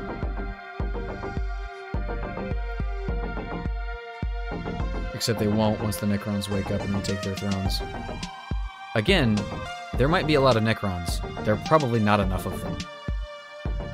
And enough of them have to wake up for it to make a difference before the Tyranids are in control of everything. Because the Necrons aren't immune to death. They can die. They have died. The average Necron dies pretty regularly, actually. You just shoot it enough and it will go down permanently. If I remember right, the way that the mechanics work is that if a Necron soldier dies, quote unquote, there's a roll to see if he died or not, if he actually died. And if you roll well enough, he gets back up and he's in perfect health. And he can keep doing that. I mean, he's kind of like a zombie in D&D, to be honest with you, except a little different. But basically, zombies in D&D, if they would be reduced to 0, they would die, but they have a roll to not be reduced to 0 and die permanently. So it's, basically the same thing.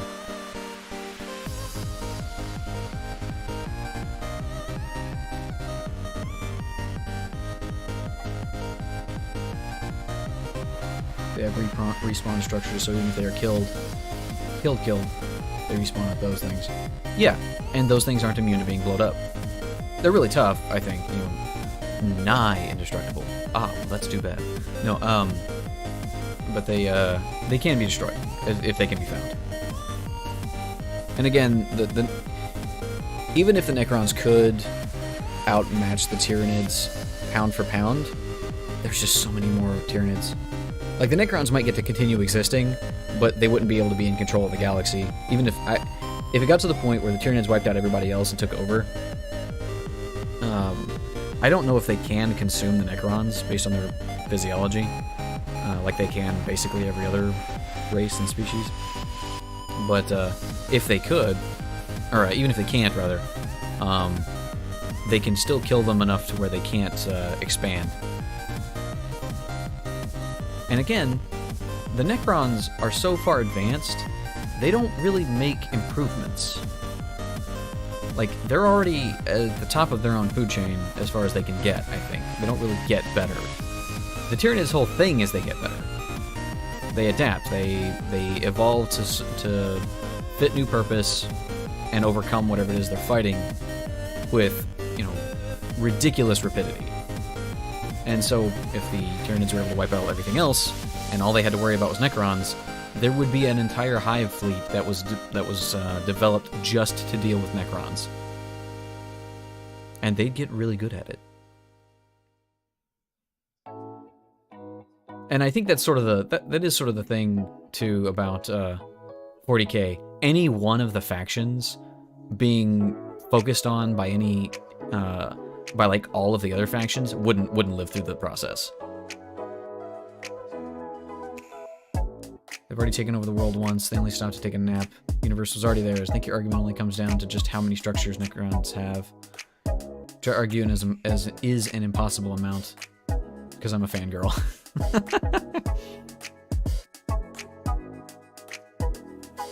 I mean, that's fair, but at the same time, even if you read the lore, back when they did take over everything, there wasn't really anything that could stop them. Like, the stuff that they fought against could barely even touch them at their base abilities. But now you've got Space Marines, and Eldar, and Tyranids, and Orcs even. And these tiny humans with really, really, really big guns. So yeah, the competition is a bit more fierce these days.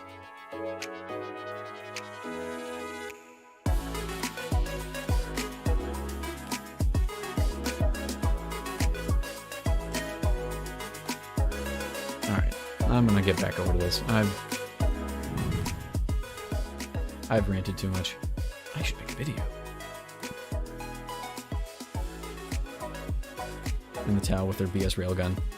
Yeah, and giant mecha.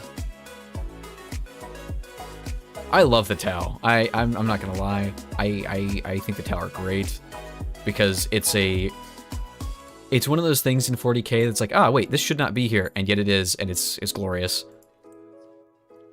I'm also a little bit biased. Back when I was a kid, I picked up my first exposure to 40K stuff in like game format was the Fire Warrior game, which is not a good game. It's not that good, but I had a lot of fun with it. I thought it was great when I was like 12 or whatever.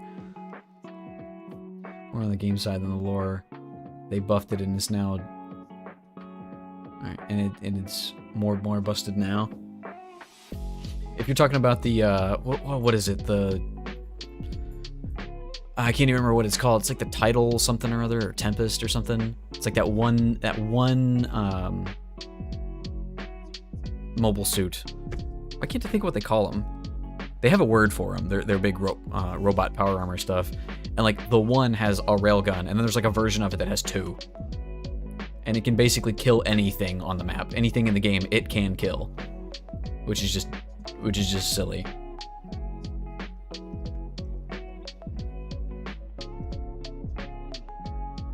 Okay, I'm gonna save this. I think I am brain tapped out on the shop thing. There's a lot of stuff I'm gonna need to do with it, so we're gonna save this. I'm gonna put it. Where am I gonna put this? I guess I'll just put it in the big file now. I have caps lock on.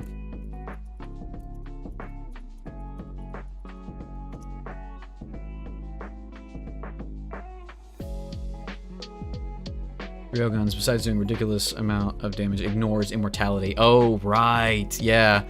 Like, if you have a thing, or like it I know it ignores armor, or to some level. It's like if you have a thing, it's like where you can save with armor. Unless you have a really, really good armor save, you don't get to roll that either. So yeah. Let's see, that's saved. I'm gonna make a new file. We're gonna make it 64 by 64. And we're gonna move this stuff down.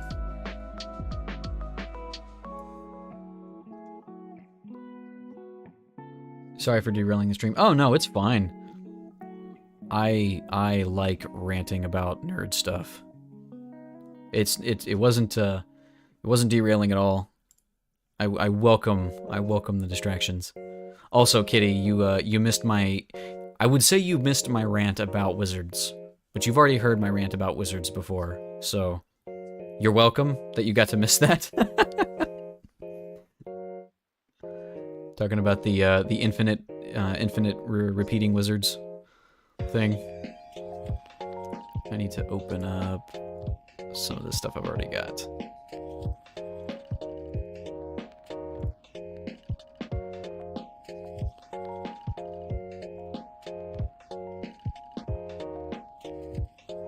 Not that one. Where am I? I think it's this guy. Okay, so we're going to try and recreate basically this, but a little nicer, I think. Don't know exactly how this is going to go, but we're going to give it a shot.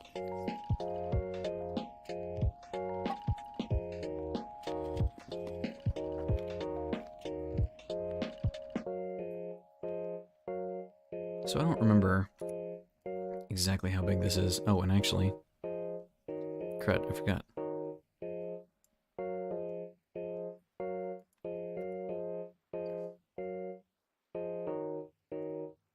I might try to do...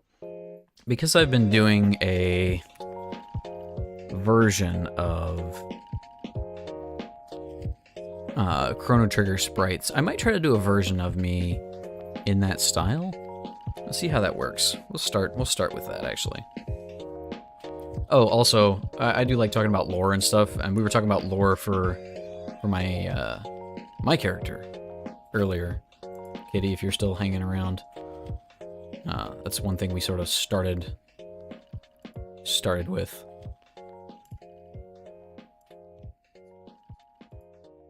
We've already determined that apparently there is a broom closet in my shop and in Darkbug's Cafe that leads into... occasionally leads into each other's places.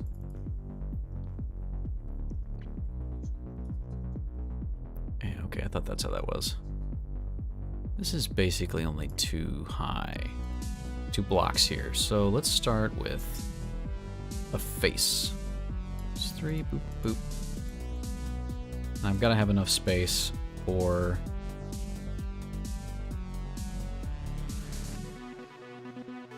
a hat.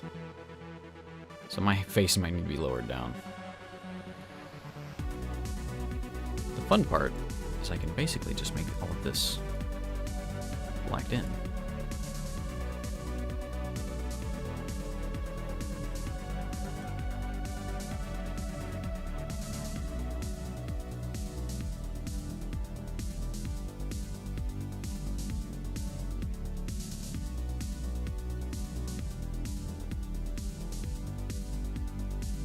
And I'm actually going to use this as my template here.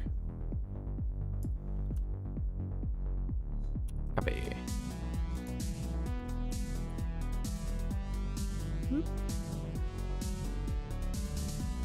Put you right there.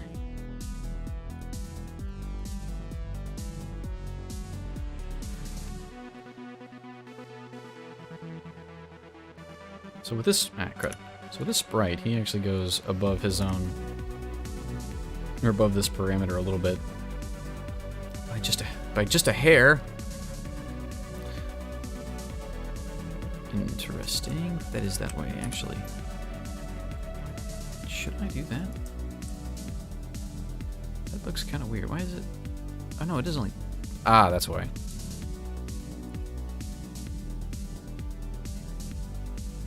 It's two. It's a double space here.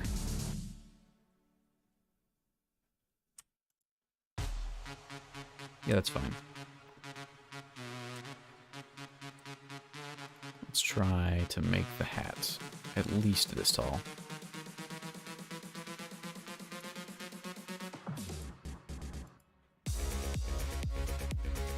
Maybe not that low.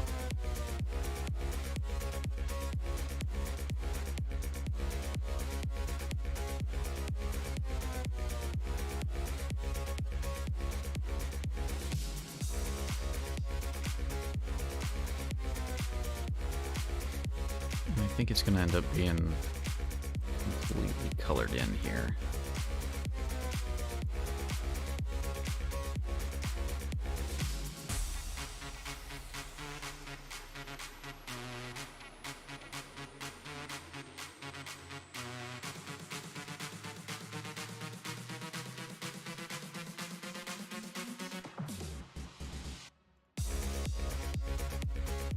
One of those.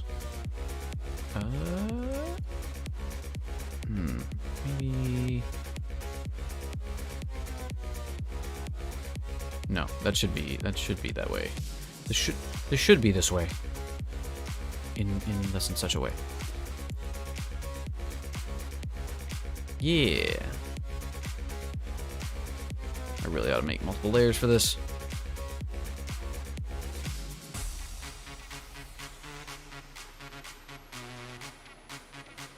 That's probably better. I think I'm definitely making myself smaller here.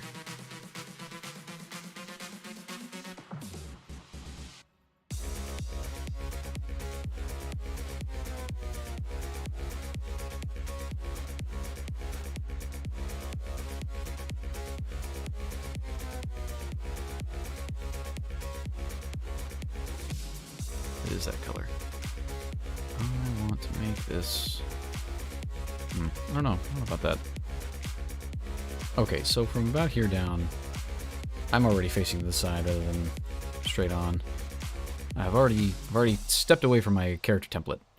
Let's get back on track with that, or at least try to. We're going to cut this, make a new layer.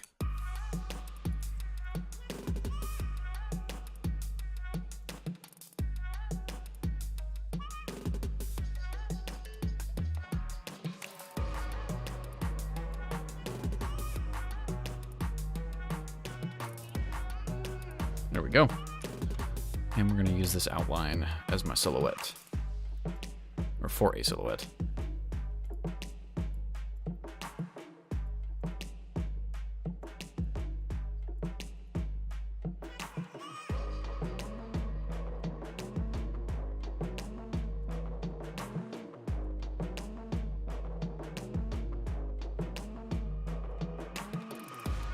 How does that look? That is probably gonna work. Now, I kind of want... I don't know. That's probably fine. Yeah, that'll probably be alright.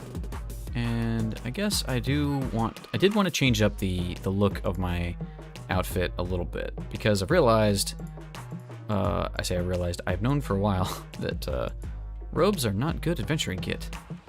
And I want to look like I know what I'm doing.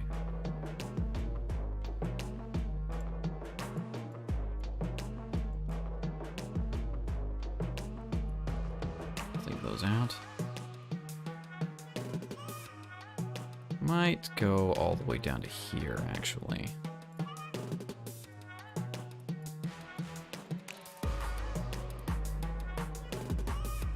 Yeah.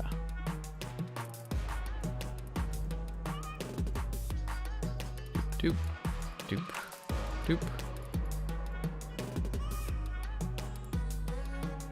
Ah, I see.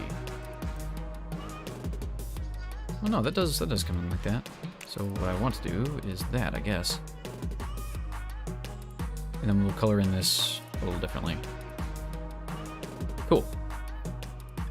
So with that, again, we're just doing getting a feel for. This is not actually where my hands are going to be.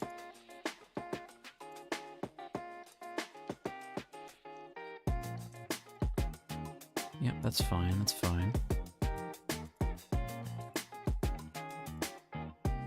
Yeah, and we can have a little belt here of some kind. What color is it gonna be? We're gonna go with this.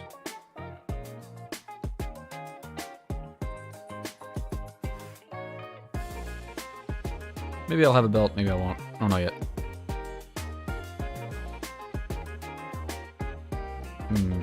I can bring it down, actually.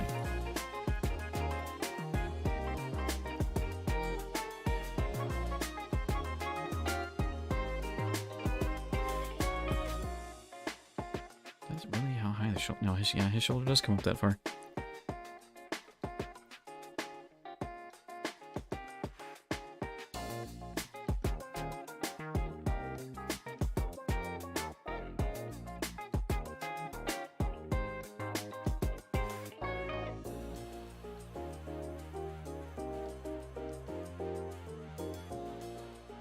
Okay, so I'm just gonna fill this in. Oh, actually, no. Do this color for now. Just to see how this looks. Probably don't want to actually put this, or use this color for this.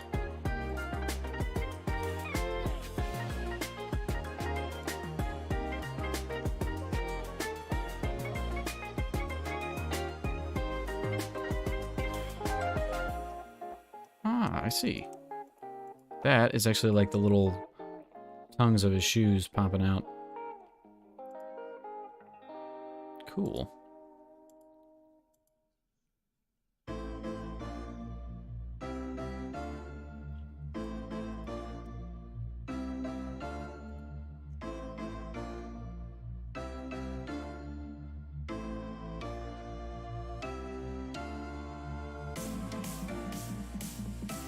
Yeah, I'm definitely gonna have to use a different coloration for the shoes.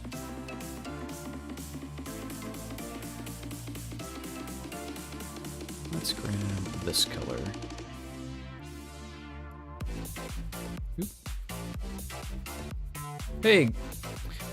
I was about to read exactly what you said, Third Active, and welcome. Welcome to the stream. I am redesigning myself. I'm reinventing myself. Just got here. Phone battery died on me. Oh, well. Welcome back. And also, I hope you didn't miss me saying no big deal on the derailing. I love ranting about nerd stuff. We just got, Third Active, we just got done with a big old discussion about 40k lore. So, you can either be upset you missed that or be happy you missed that as you like. I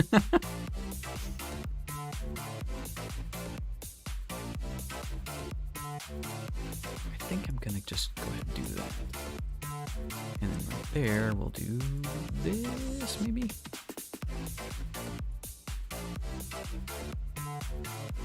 For now, I think.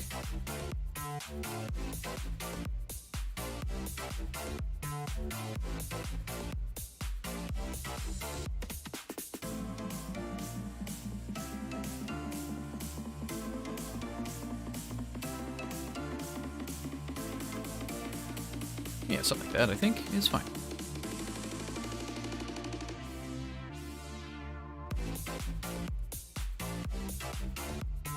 And I do kind of want this to come in further here.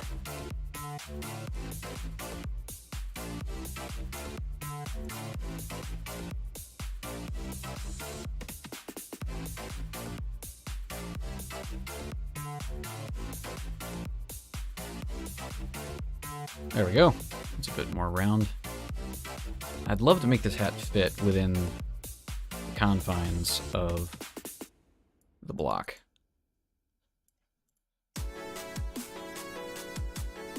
don't know if I'm going to be able to pull that off, though.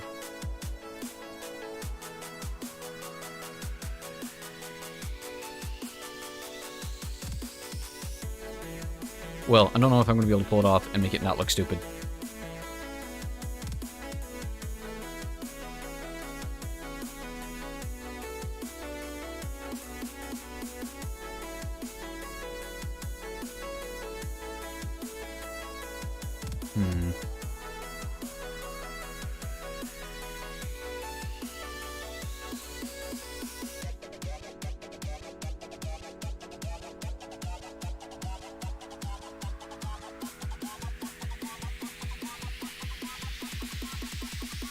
Maybe that.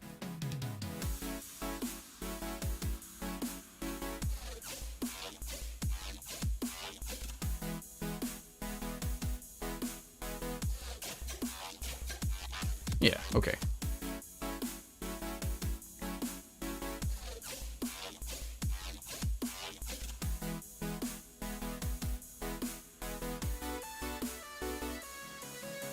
Okay, like that, like this. Some shadowing, and then actually we're gonna, you know what I need another color palette that I've already made before. Where is my stuff? Oh, by the way, for those of you in the Discord, if you haven't seen it already, I am making some changes. I apologize if I break anything, or if you get spammed with weird comments from bots. I am trying to get my Discord in a functional, usable state. But it takes time. Like, you can either do it quick, you can do it cheap, or you can do it well. I'm choosing to do it cheap and well, so I can't do it quick.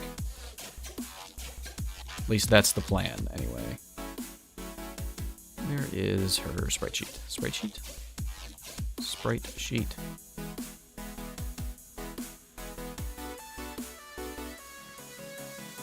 There it is. Do I have these colors already? I don't. Where is the middle tone here? That's the one. That's the one I need. Let's add that in. I just need that color. Nope, didn't want to take away white. There we go. I need this mid-tone here.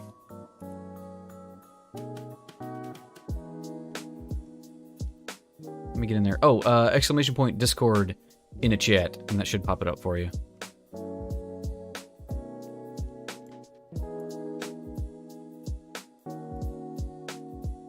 I'm trying to learn how to do the things. Actually, that should be the brightest bit, so I've done this exactly wrong. Effectively. Wait. No, that's lighter than that. Interesting.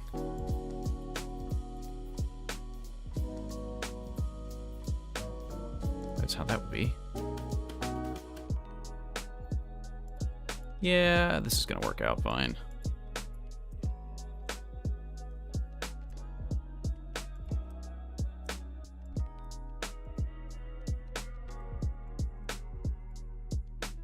So I've got this. I'm gonna try and place this. That's darker. You know what? I think I made an extra color that I just don't need, actually. This is largely irrelevant. It's basically that color. Yeah, alright. We're gonna go with that. Let me see here. Give me just a second.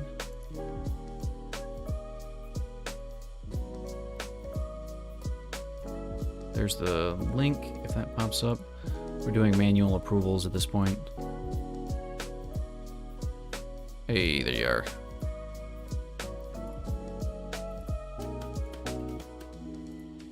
You've now been very fried. Mostly right now, it's just a place where we share pixel art and other art stuff. But it's, we are slowly, ever so slowly, building a community of people that do the things and have a good time. This, so I am naturally a very, Ah, no, that is not what I wanted to do at all. What in the world? Oh, I have a mask on. That's kind of weird. Color mask.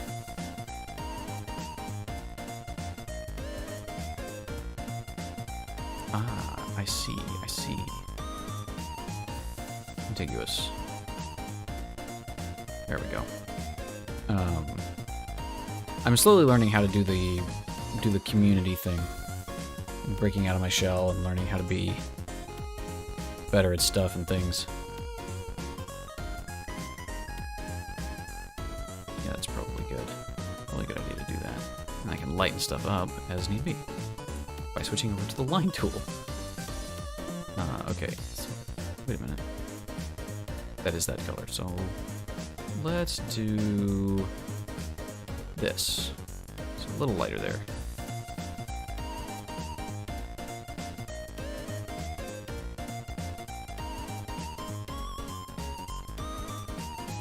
I don't like this. I don't like this being there. Might need to fix it anyway, though. Yeah, I'm thinking I will. Probably going to want to have this come up like that. Yeah, okay. Yep, that's what we're doing.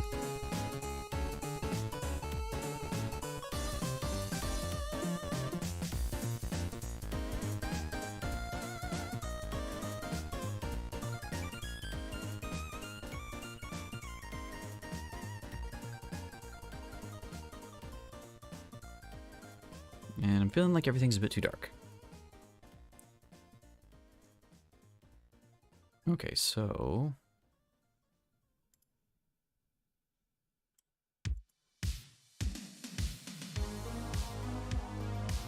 I'm gonna bring this in like so.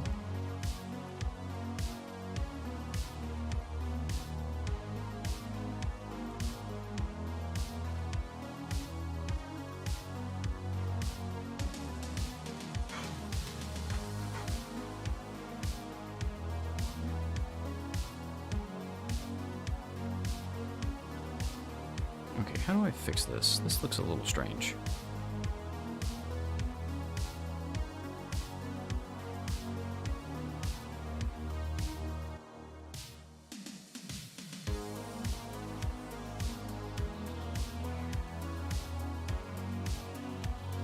Obviously, the answer is to make them shorter.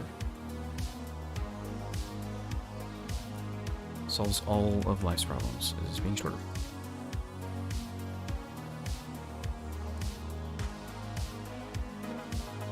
Well, it's gonna.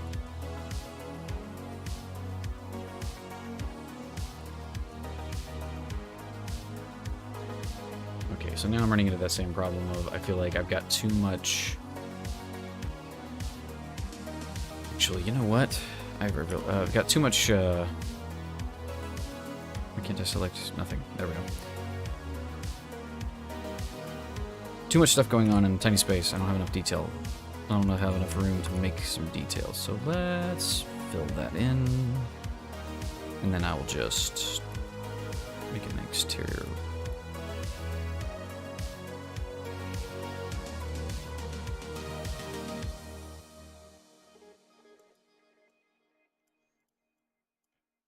And hopefully this doesn't look completely stupid. But I've got a feeling it looks completely stupid.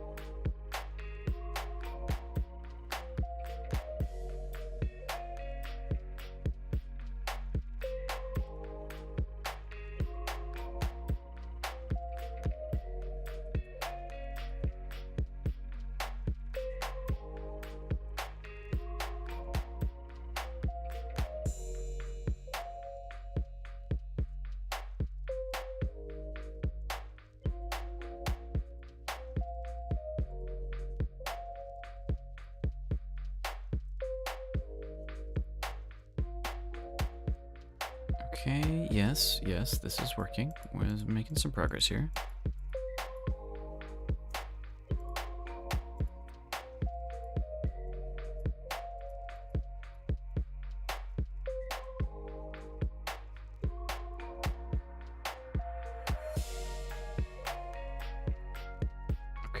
Okay.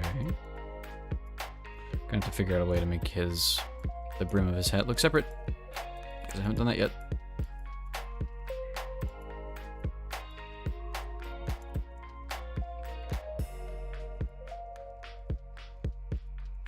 There, it's slowly coming together.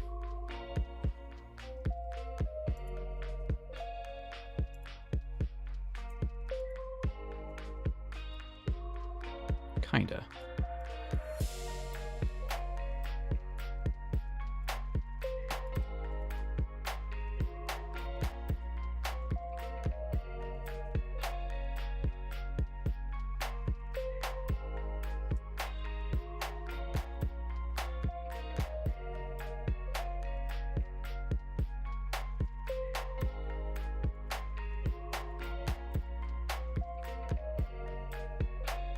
I'm gonna look like a dwarf. That's not okay.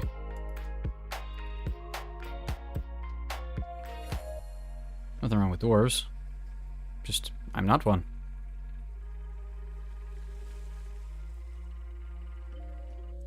So I'm thinking something that might be fun to do, and you guys let me know if this sounds like it would be fun, or if it would just be dumb. But I think it'd be kind of cool to do like a community art showcase kind of thing. Go through and talk about some stuff on stream. That might be fun. I don't know though.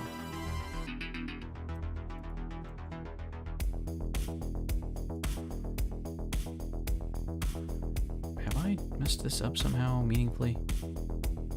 Perhaps I have.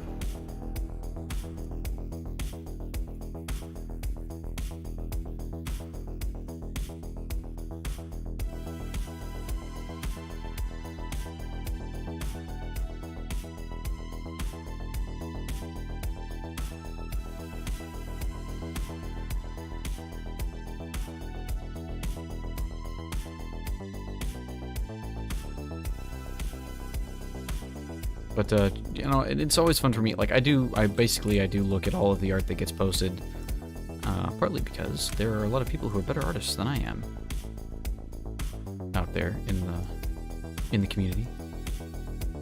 You guys.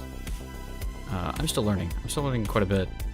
And, if it wasn't obvious by the fact that I'm using a template here, I've got a lot to learn. Not that I guess really there's anything wrong with using templates per se.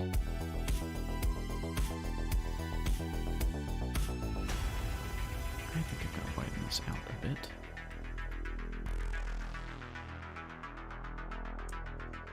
And basically put this like that.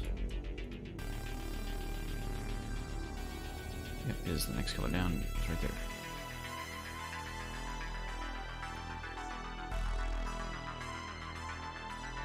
Actually.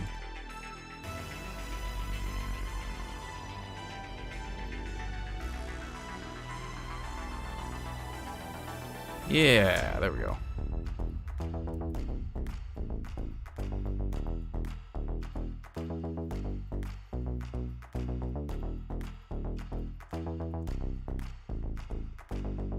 Maybe that looks okay.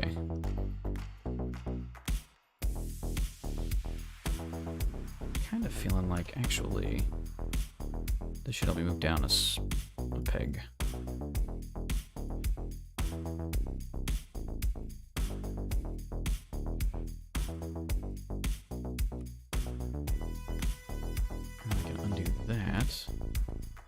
Does that look okay? I think it does. It might be a little strange. I think my feet are like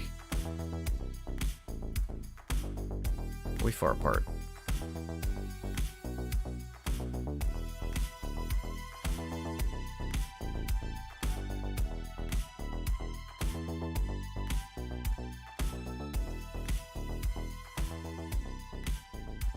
Maybe we do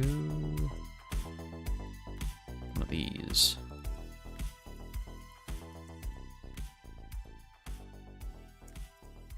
course, that needs to blend together like so. Erased stretches.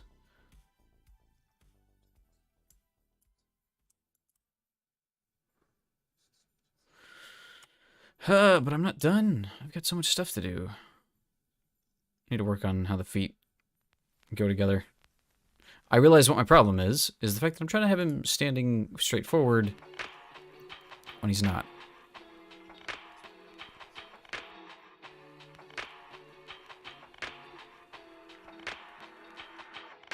This character is standing with his feet apart, straight forward, and the one I've started to draw, if I can go to the right one, is not doing that at all. He's looking slightly to the side.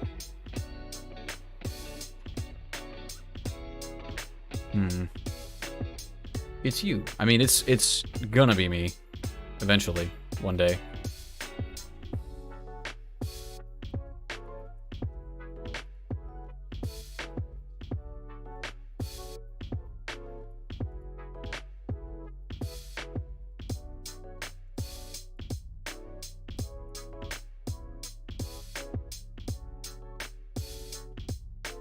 The problem I'm having right now is, again, this character is not facing the same way.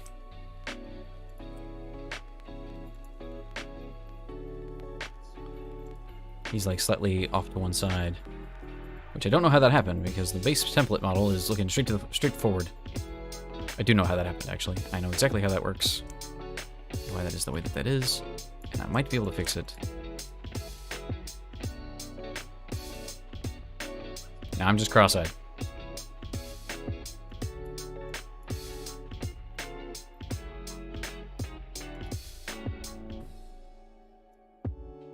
Nope, still looks cross-eyed, and I don't quite know why.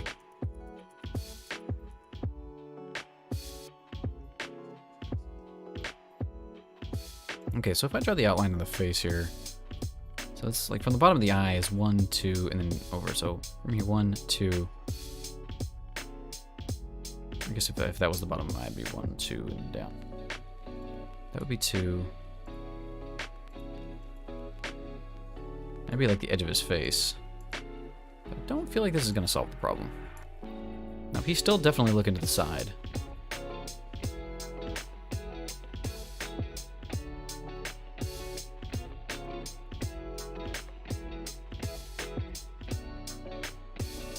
That solves the problem. Ugh.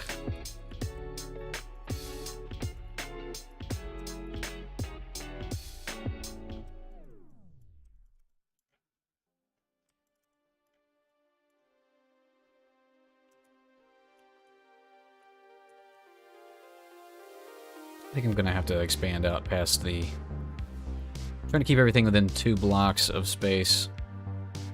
So, you know, was it 16 by 32, basically? But I don't think it's gonna be a viable option, given that I have a giant hat. It's gonna look really silly to try and cram that all in the same space.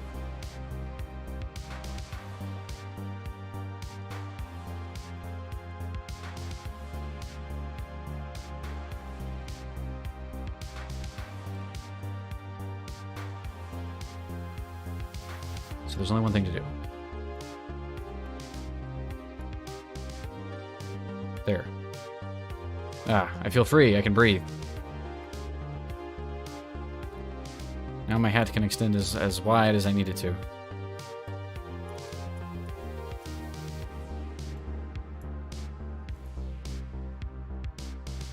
Real talk, though.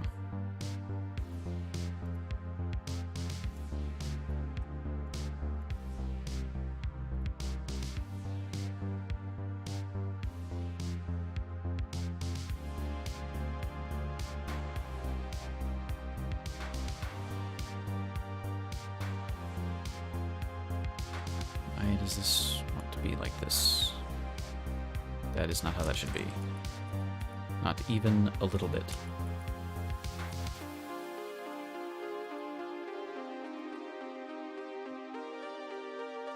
Alright, so realistically speaking, this would come down, and it would actually curl back up. Like that. So, if I accept that this is going to come out a little bit further,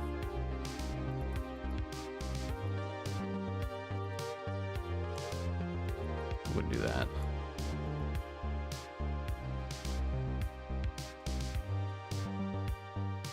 Probably would do something like that.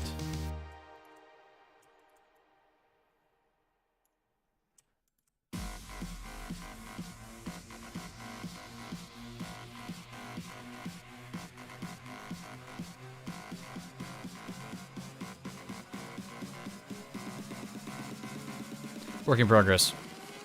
I think I've had the most success drawing this hat, where I just... Ah yes, swoop and a swoop and we're done. Hi kitty. Meow. Why are you yelling at me, cat? What have I done? What have I done to deserve this? Did I not pet you enough? Probably true. Probably have not.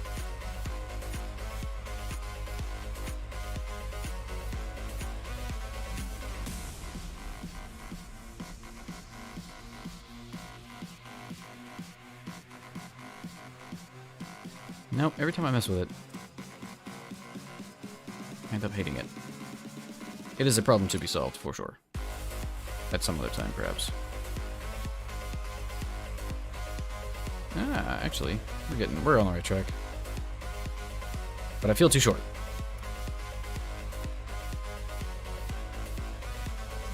So we're gonna commit to that third block.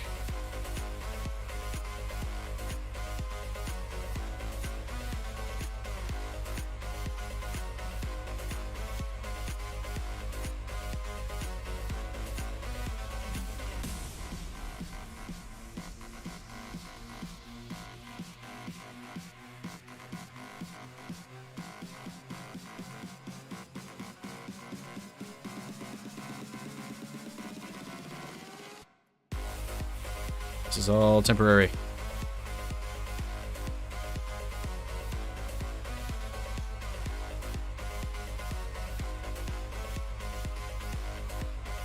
His hands are completely at his sides anyway, mine are in my pockets. But now my eyes are more level with his.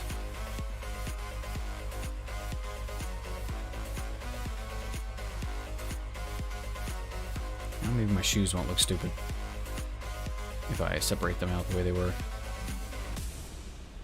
Actually, you know what? I think I'm just going to commit to having these shoes be different.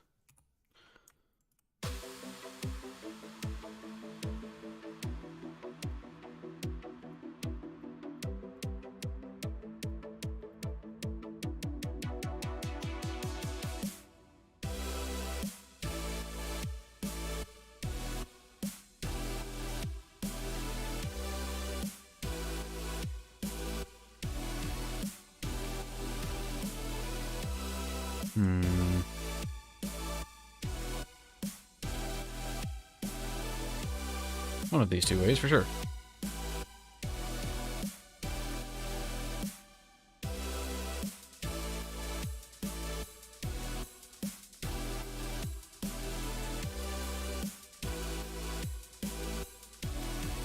Guess the question is, or a question is, do I want to go all the way to the bottom with the boots? I think I do. I think I do want to not have an outline on the bottom of them.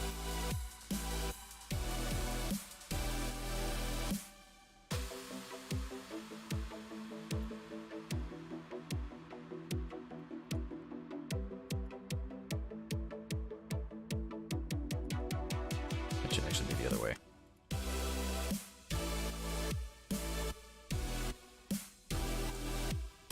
Right there, and here, and up like this.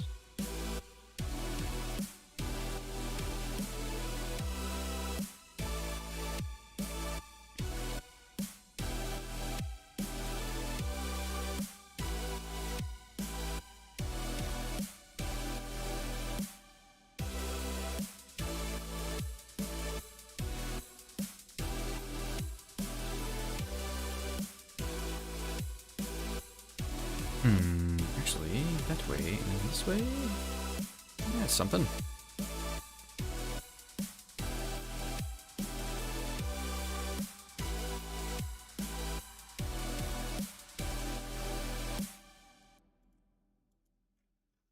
There, actually, that doesn't look bad. I don't completely hate that. probably could just move this foot over still. Whether I shade it in or fill it in like the other one would be fine.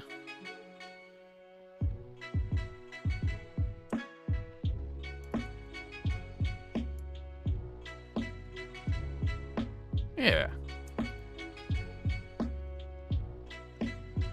I got spoots.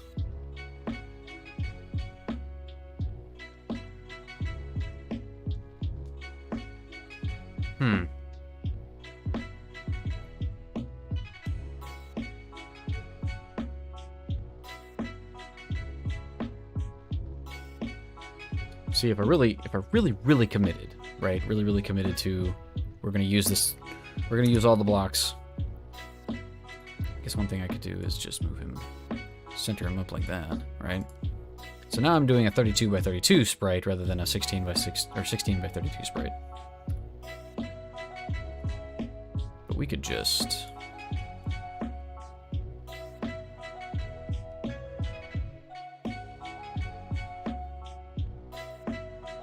I guess I need to figure out what percentage of me is my head.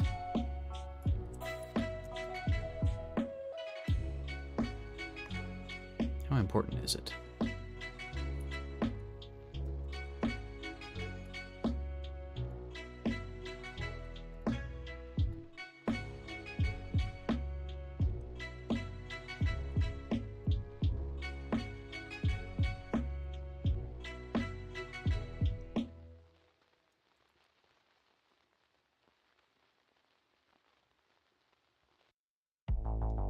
And it's one of those really hard questions to answer. I can't say. It's hard to choose. It's like saying which one of your children is your favorite. Alright, gotta go. I'll be looking. Thanks for stopping by and hanging out for a bit. I'm slowly just poking away, making a little bit of progress here and there. Thanks for being here.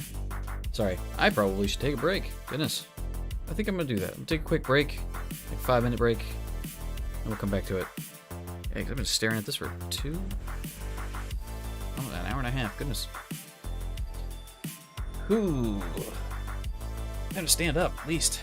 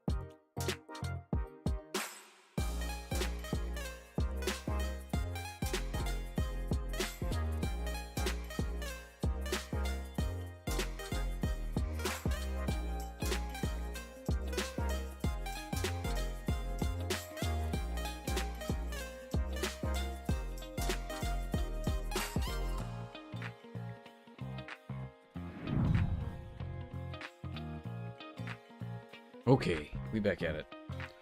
I think I realize one of the problems with this thing, having taken a second to step away from it.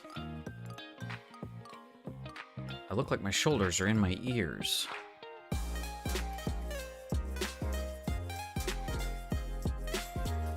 So, to try and fix that, just try and bring all this down. But how?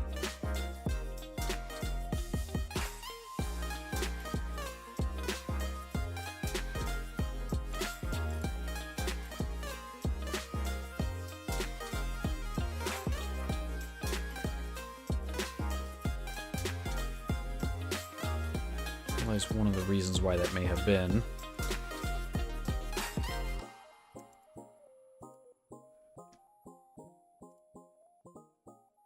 was that I had moved everything around before. Hopefully this helps with that a little bit.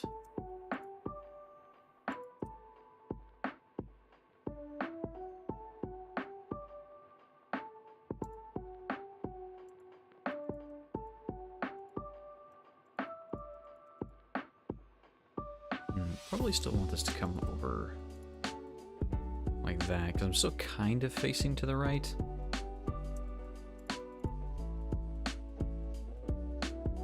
This does need to come down, though, all of this. Let's bring it down by 2.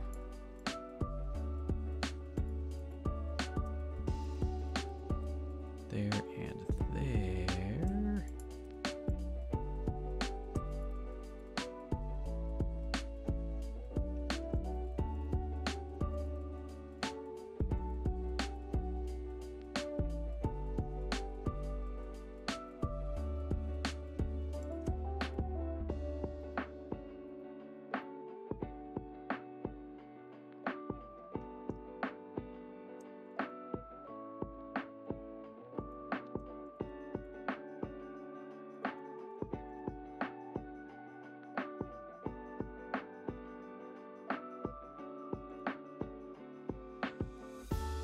Okay, so the way that this is positioned, this feels like completely wrong.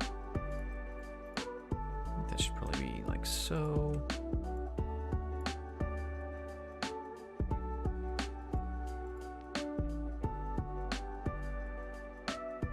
Ah, that's why. My colors, they do be out of whack.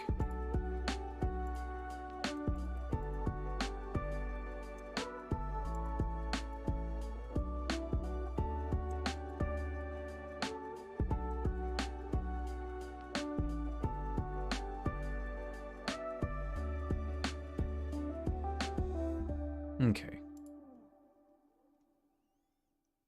Guess since I extended everything, I do need to bring the belt down.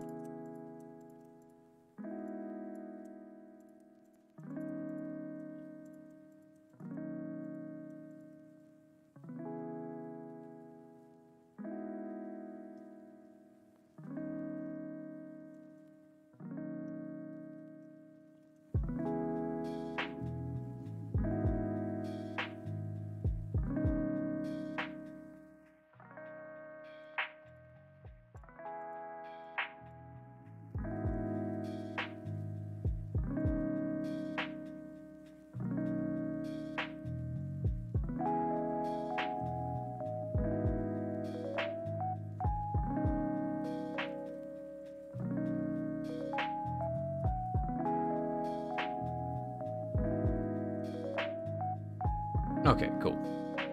Now, one thing that I am lacking quite a bit is some readability at a distance. So one thing I could do to fix that is to really jack up the contrast. Maybe not that high.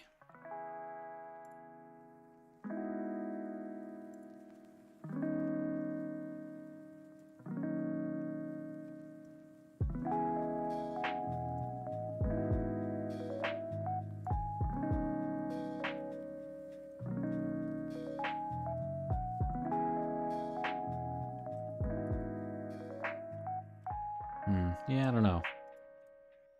Feels weird. I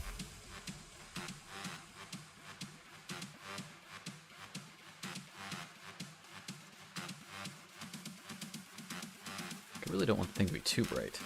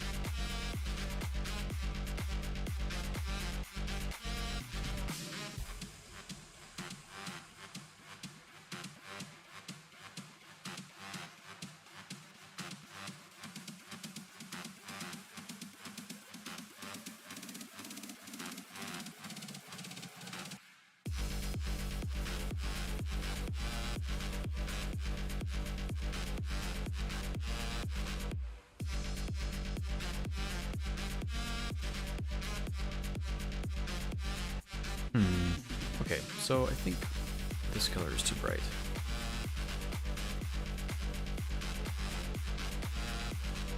Yeah, no, I don't like it.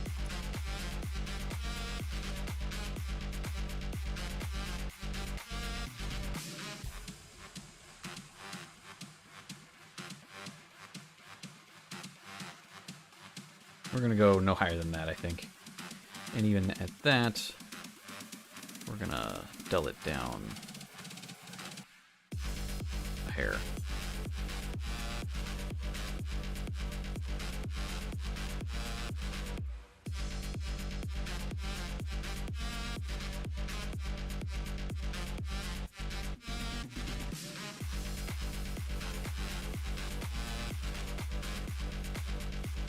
Or at least try to.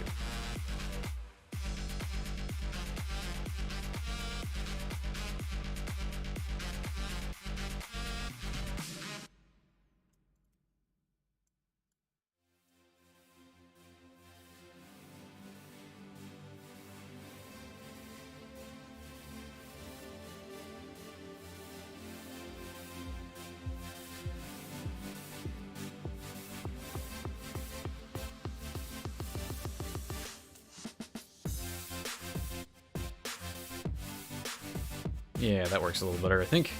Gives me some of that depth without having to sacrifice the, I guess the level of color I actually want to go with.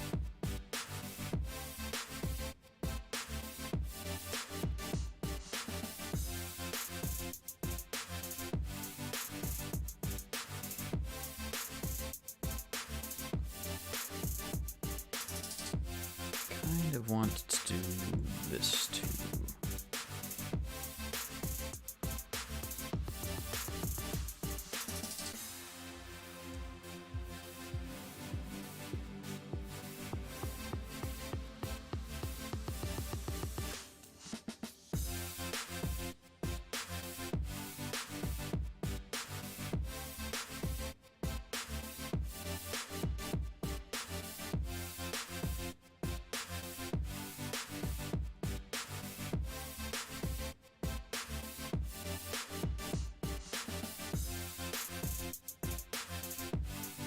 There we go. That's working. Do think the hat's going to need a full redesign at some point, though. But I'm happy with how everything else is working out.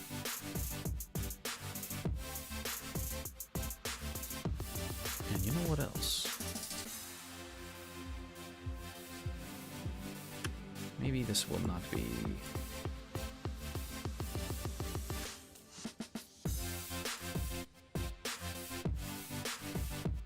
No. No, I think that's fine.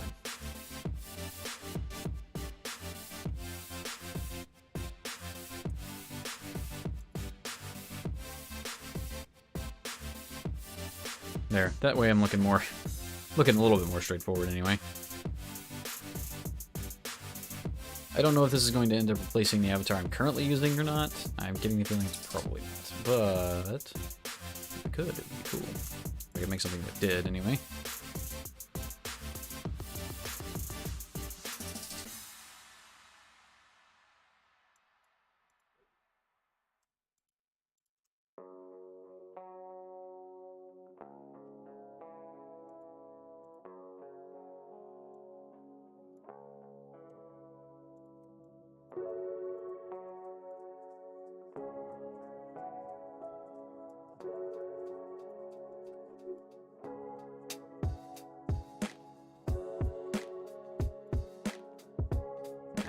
I'm just checking it up now.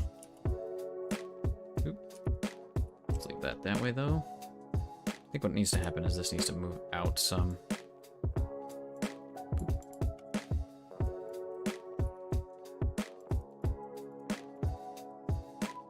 At the very least, that's something I think that needs to happen.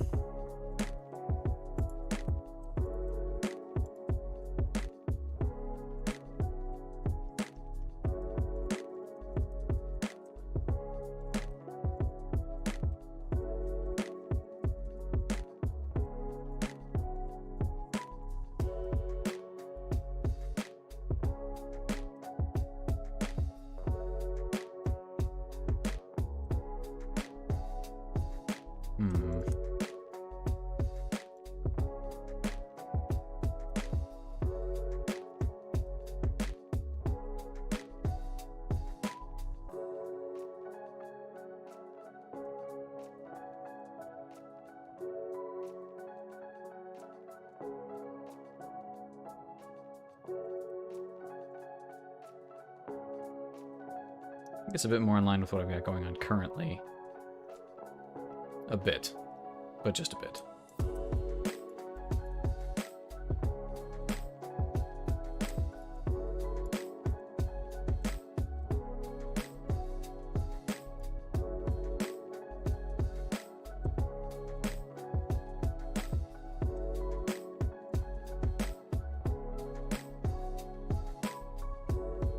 Gonna have to workshop it. Definitely needs some help. I wonder actually if I were to take this.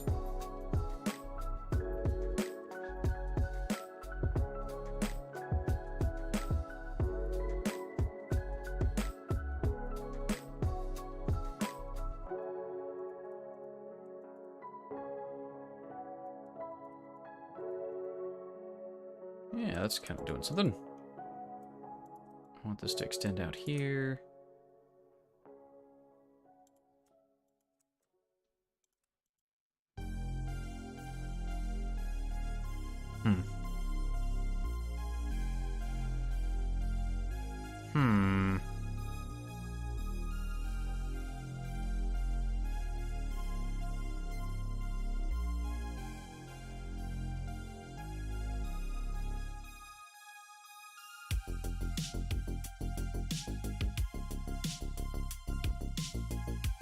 Nope, not really sure how to make that work. Anyway, I think I've been hemming and hawing over this a bit too much. I'm getting into the weeds a little more than is necessary. I think I'm going to finish up with that. I'm kind of losing my edge on whatever it is I'm doing. So we finished up this today. I think I'm pretty happy with it. I'm going to go ahead and post this. There's a lot of work off camera on this one, so apologize for that. We've got a sort of basic outline for our shop. I'm going to get into animating my new version of myself here in the future. And will not be animating the bug here, but other than that, I did animate another version of the bug, which I'll show off here for those of you who haven't seen it. Where are you? I just had the urge.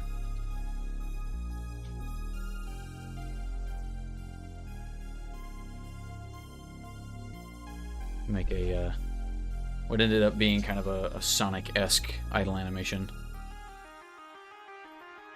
But anyway, I think next stream we'll work on animating some stuff, and I'll probably work throughout the week on some on the shop and have a better framework for what it's going to end up looking like. Anyway,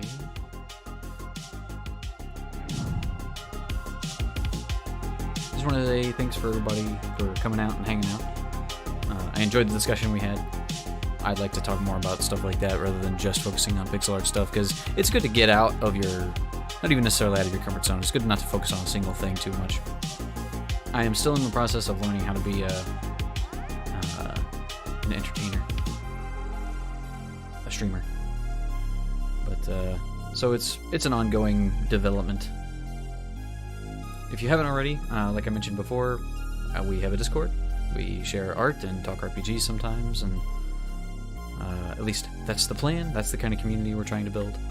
So hopefully you come and enjoy that. There's that in the chat. I do have a YouTube channel. It's been pretty inactive lately, but I do plan on making more YouTube videos in the future. So if you're interested in seeing any of that, check it out.